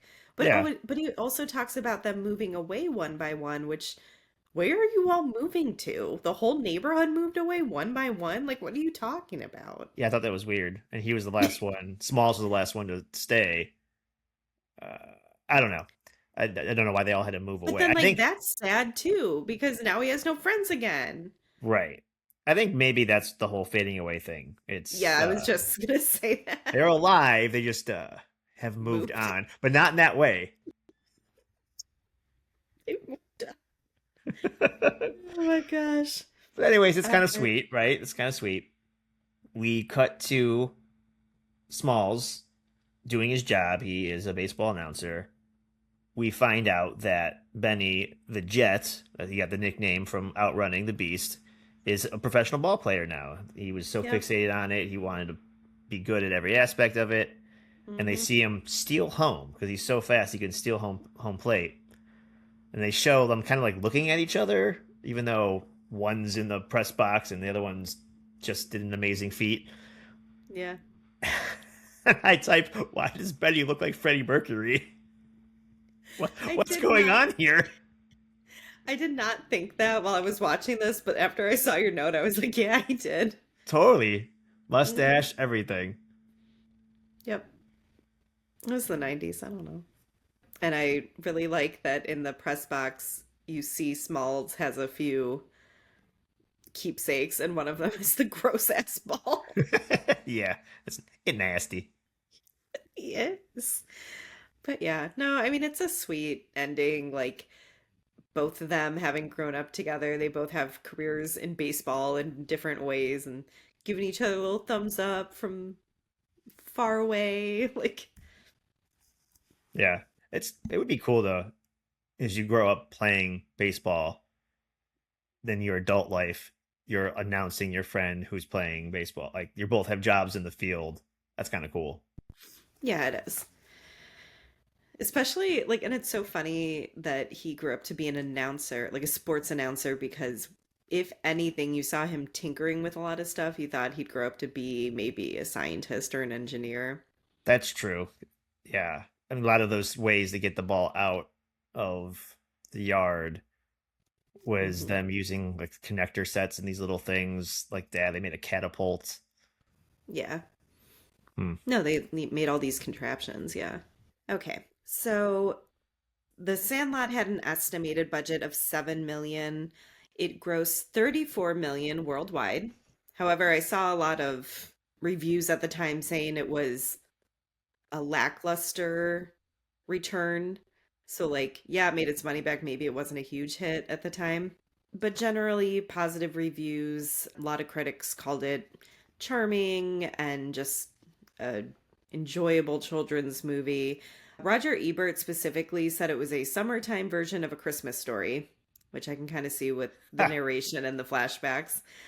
In March 1994, Michael Polidoros, a childhood classmate of David Mickey Evans, the director and writer, sued 20th Century Fox and the producers of the film for commercial misappropriation, invasion of privacy, negligence, and defamation. That is because Squint's character is named Michael Palidoros, very similar names. Mm. They're spelled differently. I don't even know if they're pronounced differently. But he claimed the character was based on him, thick eyeglasses, same clothes he would wear as a kid. He brought in a photo of himself in 1960 as like evidence of this. Um, so he claimed that the Squints character was derogatory and caused him shame and humiliation. Hmm. Went to trial. They found in favor of 20th Century Fox. A quote I found from the ruling said, a fictitious movie can include a character resembling a real person without liability for misappropriation. Get it? But I also feel like that was a little bold to name a character that looks exactly like a kid you grew up with the same name, basically the same name. Yeah, at least change the name. Make it a little Right, less on the nose. exactly. Michael Polidoros, the real one, and his lawyers pushed back because they made this argument that if this was a well-known celebrity they had put as a character, there would have been some sort of protection against using their likeness. But because Michael Polidoros wasn't like a known celebrity, it was okay, kind of. Which I kind of understand what they're saying. There are what name and likeness licenses for Yeah. when you are a known person. But they appealed all the way up to the California Supreme Court. But in 1998, the California Supreme Court upheld the original decision. Okay. We touched on this, but none of the kids really went on to have really big acting careers. Thomas Gyrie, who plays Smalls, like we said, he was in the Lassie movie that came out the next year. Mike Vitar, who plays Benny, he was in Mighty Ducks 2 and 3. Those were probably the Mm. most notable things I saw in his. He actually stopped working after that. There were no other credits like a year or so after Mighty Ducks 3. I don't know if it's actually true, but I saw on the trivia section that he's a firefighter. Like that's what he went on to do as a career. We mentioned Ham is still working, still in, small side roles, television roles. I also found that in 2013, Thomas Gyrie, who played Smalls, was arrested in the Houston airport after being told he was too drunk to board a flight. And he then headbutted a police officer. Did not see that coming. If there's a way to tell if you're too drunk to board a flight, that's it right there. That's, yeah. Yeah, it was funny because I was like, they'll arrest you for maybe because he was like drunk in public. When I was like, oh, there it is. So the movie, widely considered a. Why are you laughing? I'm picturing a drunk adult version Smalls headbutting a cop, but with the giant build hat. Like, could you imagine the His head damage that wouldn't even. does? Boom! Took his face off. No, his head wouldn't even get to the cop because of that bill. The bill is a weapon. Is what I'm saying. Just like chopping people's noses off with it. Jesus. Ah, Okay.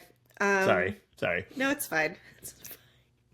I don't know what I expected when I thought to include that, so it's my own fault. Yeah, you did this. Yep, I did. Okay. So The Sandlot is considered a cult classic, but it's funny because you can tell, I think, when someone talking about The Sandlot is from our generation versus someone older than us. Because, when it came out, everyone's like, oh, it's cute, it's fine, whatever. Again, called a cult classic specifically. Then you have writers who I read interviews and articles where they have said they grew up watching The Sandlot. They called it one of the great coming of age movies, one of the greatest baseball movies of all time. So the reverence for The Sandlot definitely seems to depend on the age of whoever is writing about it. This is a quote from Evans, the director. I think the reason it's called the greatest baseball movie ever made is because baseball's not handled as just a game. I think the narrator said something like, it's an endless dream game, like their own little Camelot. It's a perfected version of America's game. There's not that much baseball in the movie, really, if you think about it, but there's enough to get the point across. Hmm. I don't know if I would consider this the greatest baseball movie of all time, but I guess I don't know what I would consider besides A League of Their Own. Yeah, I don't know what factors make it the greatest baseball movie of all time. It's almost talking on both sides of your mouth, and you're like, yeah, it's the greatest baseball movie ever made. They don't play baseball in it. Yeah, that was my first thought when they call it one of the greatest baseball movies. It's like I feel like baseball's more of a vehicle in this to other things. It's not you don't see that much baseball being played, Yeah, which is fine. But which then is to fine. I don't know if that is that disqualifying from being the greatest baseball movie ever. I would say yes, but that's me. What do I know? Yeah. Is it a great coming Um, of age movie? Yes. Is it a fun yep. baseball movie? Also, yes. I mean, baseball is an overall theme, or like you said, vehicle Hmm. to the rest of the story. I mean, it's mostly I think about the Sandlot itself, which is where they play baseball, Yeah. but that's also where their friendship grows and blossoms and et cetera, et cetera. Hmm. Yeah. Is it the greatest American movie ever made? I don't. We're getting a little crazy here. Is it the greatest American movie ever made about America's greatest pastime? Hmm. I'm not asking this in a serious sense. Okay, because I don't have the answer. Yeah, it's fine. No one does, but except for that one interviewer who was like, "This is the best baseball movie ever." In 2013, they celebrated the 20-year anniversary. 20th Century Fox sent our director Evans on a tour of ballparks across the country, big and small. I did want to point out they sent him to Dodger Stadium in LA because I'm pretty sure that's where we see Benny playing at the end, I think so. or it's supposed to be. His Salt Lake City stop, they redid the field to look like the field in the movie, I guess like the Sandlot. And then Evans ended up proposing to his girlfriend there, doing Oh, like when he was doing his little speech to the crowd, he called his girlfriend up and proposed to her. interesting. Yep. Squints was there at the stop with him, and he said, "It's all so surreal 20 years later. When you do a film, you never have any idea that it's going to be any good, let alone stand the test of time. But everyone can relate to this film, and they can take a piece of it and say, that was me and my friends." And it's funny because that's the only quote I could really find from anyone who, like any of the actors, any of the kids in the movie. Huh. You might have noticed all my quotes are pretty much from the director, and that's it. So, him again, Evans. Even kids of this generation who don't have this kind of life where you get up in the morning at 6 a.m. and don't come home until the sun goes down, they watch that movie and go, man, that would be really cool to do. I think it will always be like that.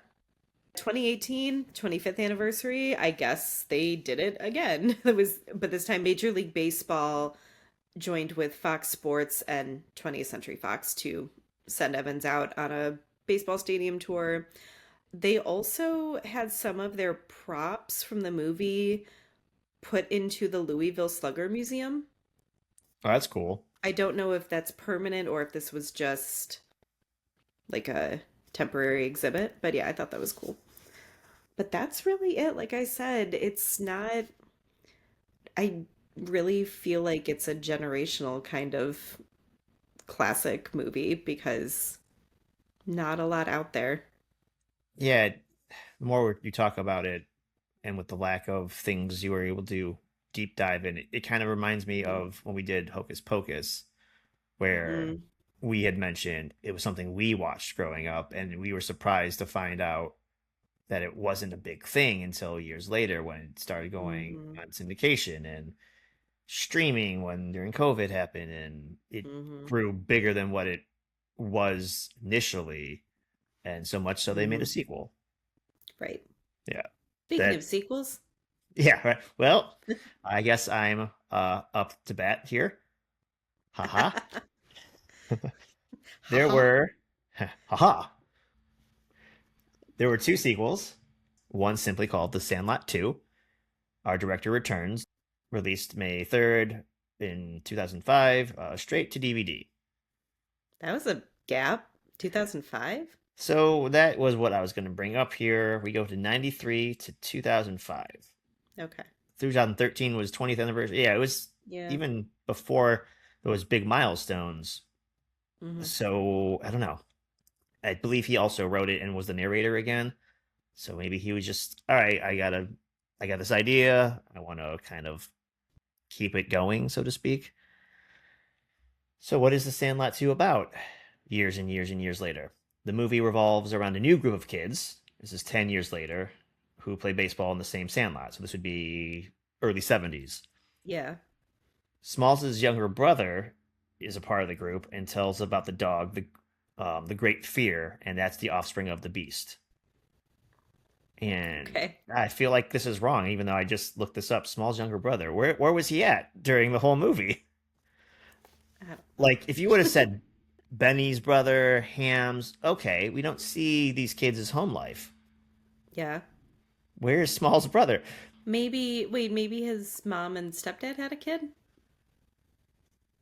Yeah, I guess 10 years. That's what I would So, have thought. okay, okay, good call. I forgot there was that 10-year gap. Good call, good call. That's how babies are made.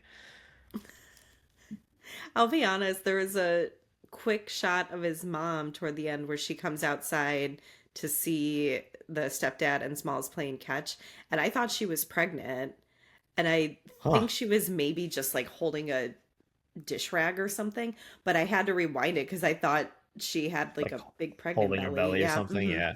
Yeah. No, that makes the most sense. This is his half brother. Okay. Mm-hmm. We're building the story right now, live in person here. Yeah. In this movie, in The Sandlot 2, Haley is a new girl to the area, and her friends Penny and Jenny, because Nope. why Don't would like they not? that. Why would they not have to rhyme? All three of these girls, they want to play in the Sandlot. The girls and boys eventually join forces to play against David, who was originally part of the crew but doesn't like the idea of girls playing baseball with them, and Hmm. David's new team for the ownership of the Sandlot. When one of David's team intentionally hits Haley, I'm assuming with a pitch, like she's at bat and she, hits her in the Yeah. hip or hopefully not the head and causes her to go blind like Mr. Myrtle. But David gets mad, rightfully so, and punches his teammate and forces I'm going to call him the mean team, to Hmm. permanently leave the Sandlot. So good job, David. Um, Over the course of the film, items go over the fence into Mr. Myrtle's yard. He remembers events from 10 years ago. The kids come up with different ways into the yard to retrieve items, and they realize the dog just wants to visit the female neighboring dog. okay. That's what it said. Mr. Okay. Myrtle doesn't build a new fence. I guess they just knocked down this other one Oh, yeah. again. So he doesn't build a new one and attempts not to look as grouchy. Hmm. The kids part ways, grow up, much like the first one, but Hmm. David and Haley get married. Okay. I think it's funny that the dog is supposed to be scary again, especially because we end the original Sandlot with the dog being a literal mascot for their team. Mm-hmm. New dog, new stories, I suppose. So in 2007, we get The Sandlot heading home. So this is only a 2 year gap. I neglected to look up either of these movies, what they hold, but I couldn't be much Well, they're considering the direct to video, so it's exactly. But it yeah. just seems funny that this first one, that greatest baseball American movie ever made, stood the test of time. Yeah. We wait till '05 for a direct to DVD sequel, and then we do a quick turnaround here for a direct to video movie as well. This one is directed by William Deere, who also did Angels in the Outfield. Hey. Eh? You might have your third favorite baseball movie. You should watch this and Yeah. report back. Yes. So in 2004, a baseball superstar, Tommy Santana, and Santana is in quotes, it's like a nickname for whatever reason, he gets hit by a wild pitch and is knocked unconscious. He Okay. wakes up in 1976 as his 13-year-old self. Uh, this is a new way of time traveling in a movie I'm unaware of. Okay. I mean, I guess at least he's not blind. I Blind. don't know. I Yeah. So when he explains this to his mother in 1976, that he is who an adult version of himself now as a kid, she takes him to a doctor. hmm Kind of like Return to Oz. Like, shut up talking about Oz. You need to get shocked, Dorothy. Yeah, it is. Oh man. I also read in the synopsis that when she takes him to the doctor, the mom also finds out she has cancer. What? Why? We have a time traveling kid, and now mom has cancer. And I shouldn't be laughing, but what the hell is going on around here?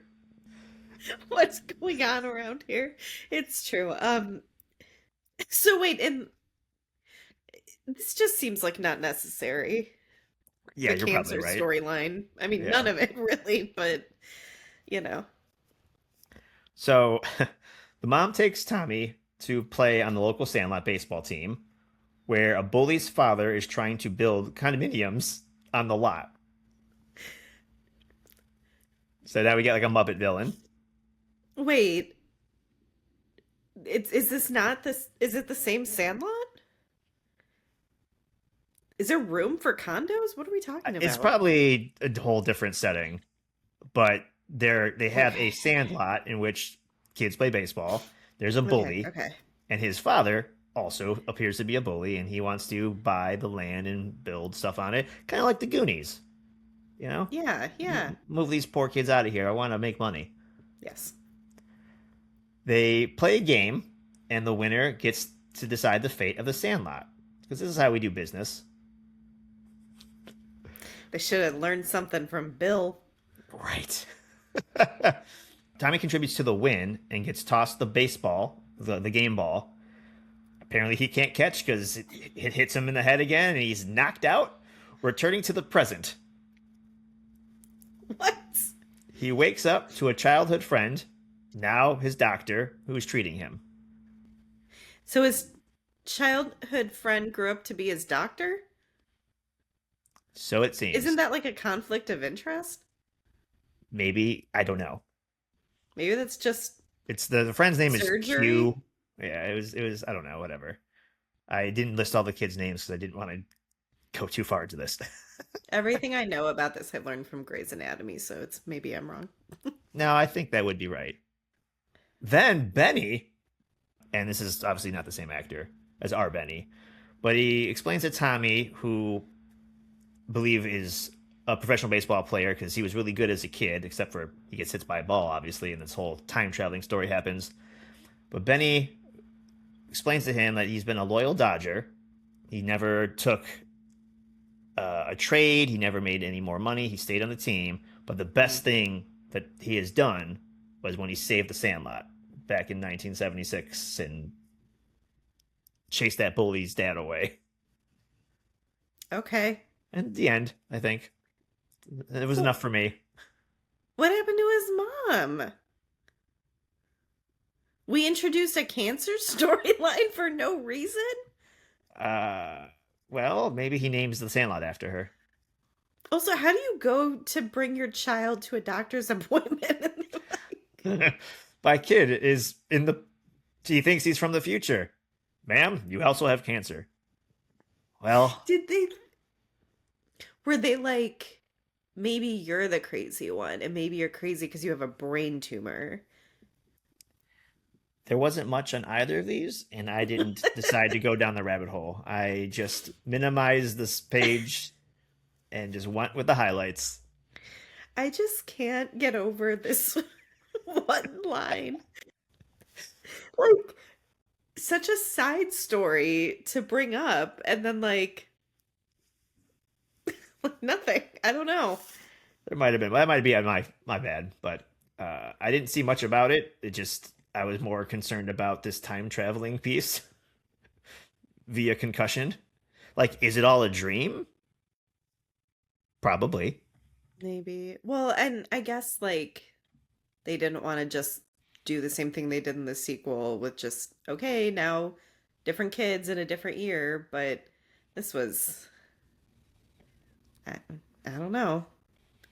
I Well, mean, these people got their movies made, so, like, who am I to right. judge? Yeah. Hey, they got theirs. Sure. Well, speaking of different kids Hmm. in the Sandlot, in 2018, it was announced that plans for an untitled prequel was in the works, and that would take place in the 1950s. Okay. So, so maybe like I don't know. I'm imagining the first game ever played in the Sandlot, and or the first ball to go over the fence or something like that. Yeah. Like the, well, no, I don't, would that even work? Because I was gonna say like you'd see more of the legend of the beast, but it was that kid, one of the kids' grandfathers was a One of the cop cop. when this happened. So I don't think that's enough time because that's only like 10 years earlier. I don't know. Well, we also like the dog is not going to live that long, so who knows? Yeah. That's why it's a legend. Kids tell the story. It's exaggerated and so forth. You know what? Yeah, you're right. But that was literally all I found on that. Except for I found there also TV series. In 2019, it was announced that a TV series was in development for Disney Plus. It would take place in the 80s with the characters in their 30s teaching their kids baseball. Canceled in 2023 due to the SAG strike. Oh, I see. So none of these ever came to be. I feel like there was this still TBA on the prequel for Mm, the 50s. The series okay. was being worked on and they just canceled it. Okay. Like you do. Like you do. Yep. So no extra innings for the sequels here. I still want to know what happened to that guy's mom. I can look it up. No. After the game, Tommy rushes home to Sarah, that's the mom, who is growing weaker, telling her that he won. She tells Tommy she is proud of him. Outside, Ryan throws the ball game to Tommy, but he throws it, knocking Tommy out, returning him to the present. So yeah, we don't know, at least according to this. It sounds like, "Hey, mom, I saved the day," and she's like, "Oh, weak, probably like, oh, that's great. That's a great thing you did, son." Unconscious. Fast forward to the future. I like time traveling movies better when it's in a DeLorean. Yeah, none of that was anything I expected for That's why we Sandlot love doing sequels. I this. don't know. Yeah. Did the Sandlot hold up for you? Yeah, I kind of knew it would because I like these kind of movies. It will not be as strong of an emotional pull as some other baseball movies or other coming of age movies. As I said at the top of the show, it's not the baseball movie I watched repeatedly, quote unquote, grew up on, but it definitely still does all the things it's supposed to do. Like, Hmm. I feel excited watching the baseball scenes. I laugh at all the ways they attempt to get the ball from Beast. Ham and Squints are funny. The growing up together and forming childhood bonds, that works for me as well. Yeah, like I said, coming into this, not remembering any of it apparently. I mean, I had fun watching it back. It was a sweet little movie. I was very impressed with the camera work and how stylized some of this was. I don't know if it's one I necessarily feel the need to revisit. I don't know if I liked it that much as an adult, but Yeah, every so many years maybe. But yeah, in this frame of reference, yes, it holds up. But for all the reasons we mentioned, it's just not the one I go back to the well as often. yeah, I think I agree with that. For no fault of the movie, it's just of a personal preference. Hmm. What do you mean? It's the greatest baseball movie of all time. It's the most American baseball movie that ever baseballed in America. I don't know what the greatest baseball movie is. It's been a long time since I've I don't know. seen something like A Field of Dreams. I would put League of Their Own up there. Yeah, a lot more baseball in that movie too. A lot of baseball in that movie. And they play Hmm. like a girl. Yeah. All right. We would love to hear your thoughts on The Sandlot as well as your own favorite summer movies. You can find us on Instagram at Back Through the Lens Pod and on Facebook at Back Through the Lens. You can also email us at backthroughthelenspodcast@gmail.com. If you're listening on Spotify or Apple Podcasts, please leave us a rating and review. It's the best way to support our show. And you can now watch us on YouTube at Lucky Card Productions. We'll link everything in our show notes. If you enjoyed our show today, please give us a like and follow for updates on new and future episodes. Our show is produced by our hosts, Rachel Campbell and myself, Joe Siomick, with additional help and support from Peter Telep of LPV Productions. Peter, Rachel, and I are also the executive producers.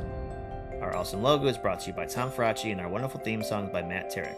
Thanks for listening and stay tuned for more trips into our movie watching past on Back Through the Lens.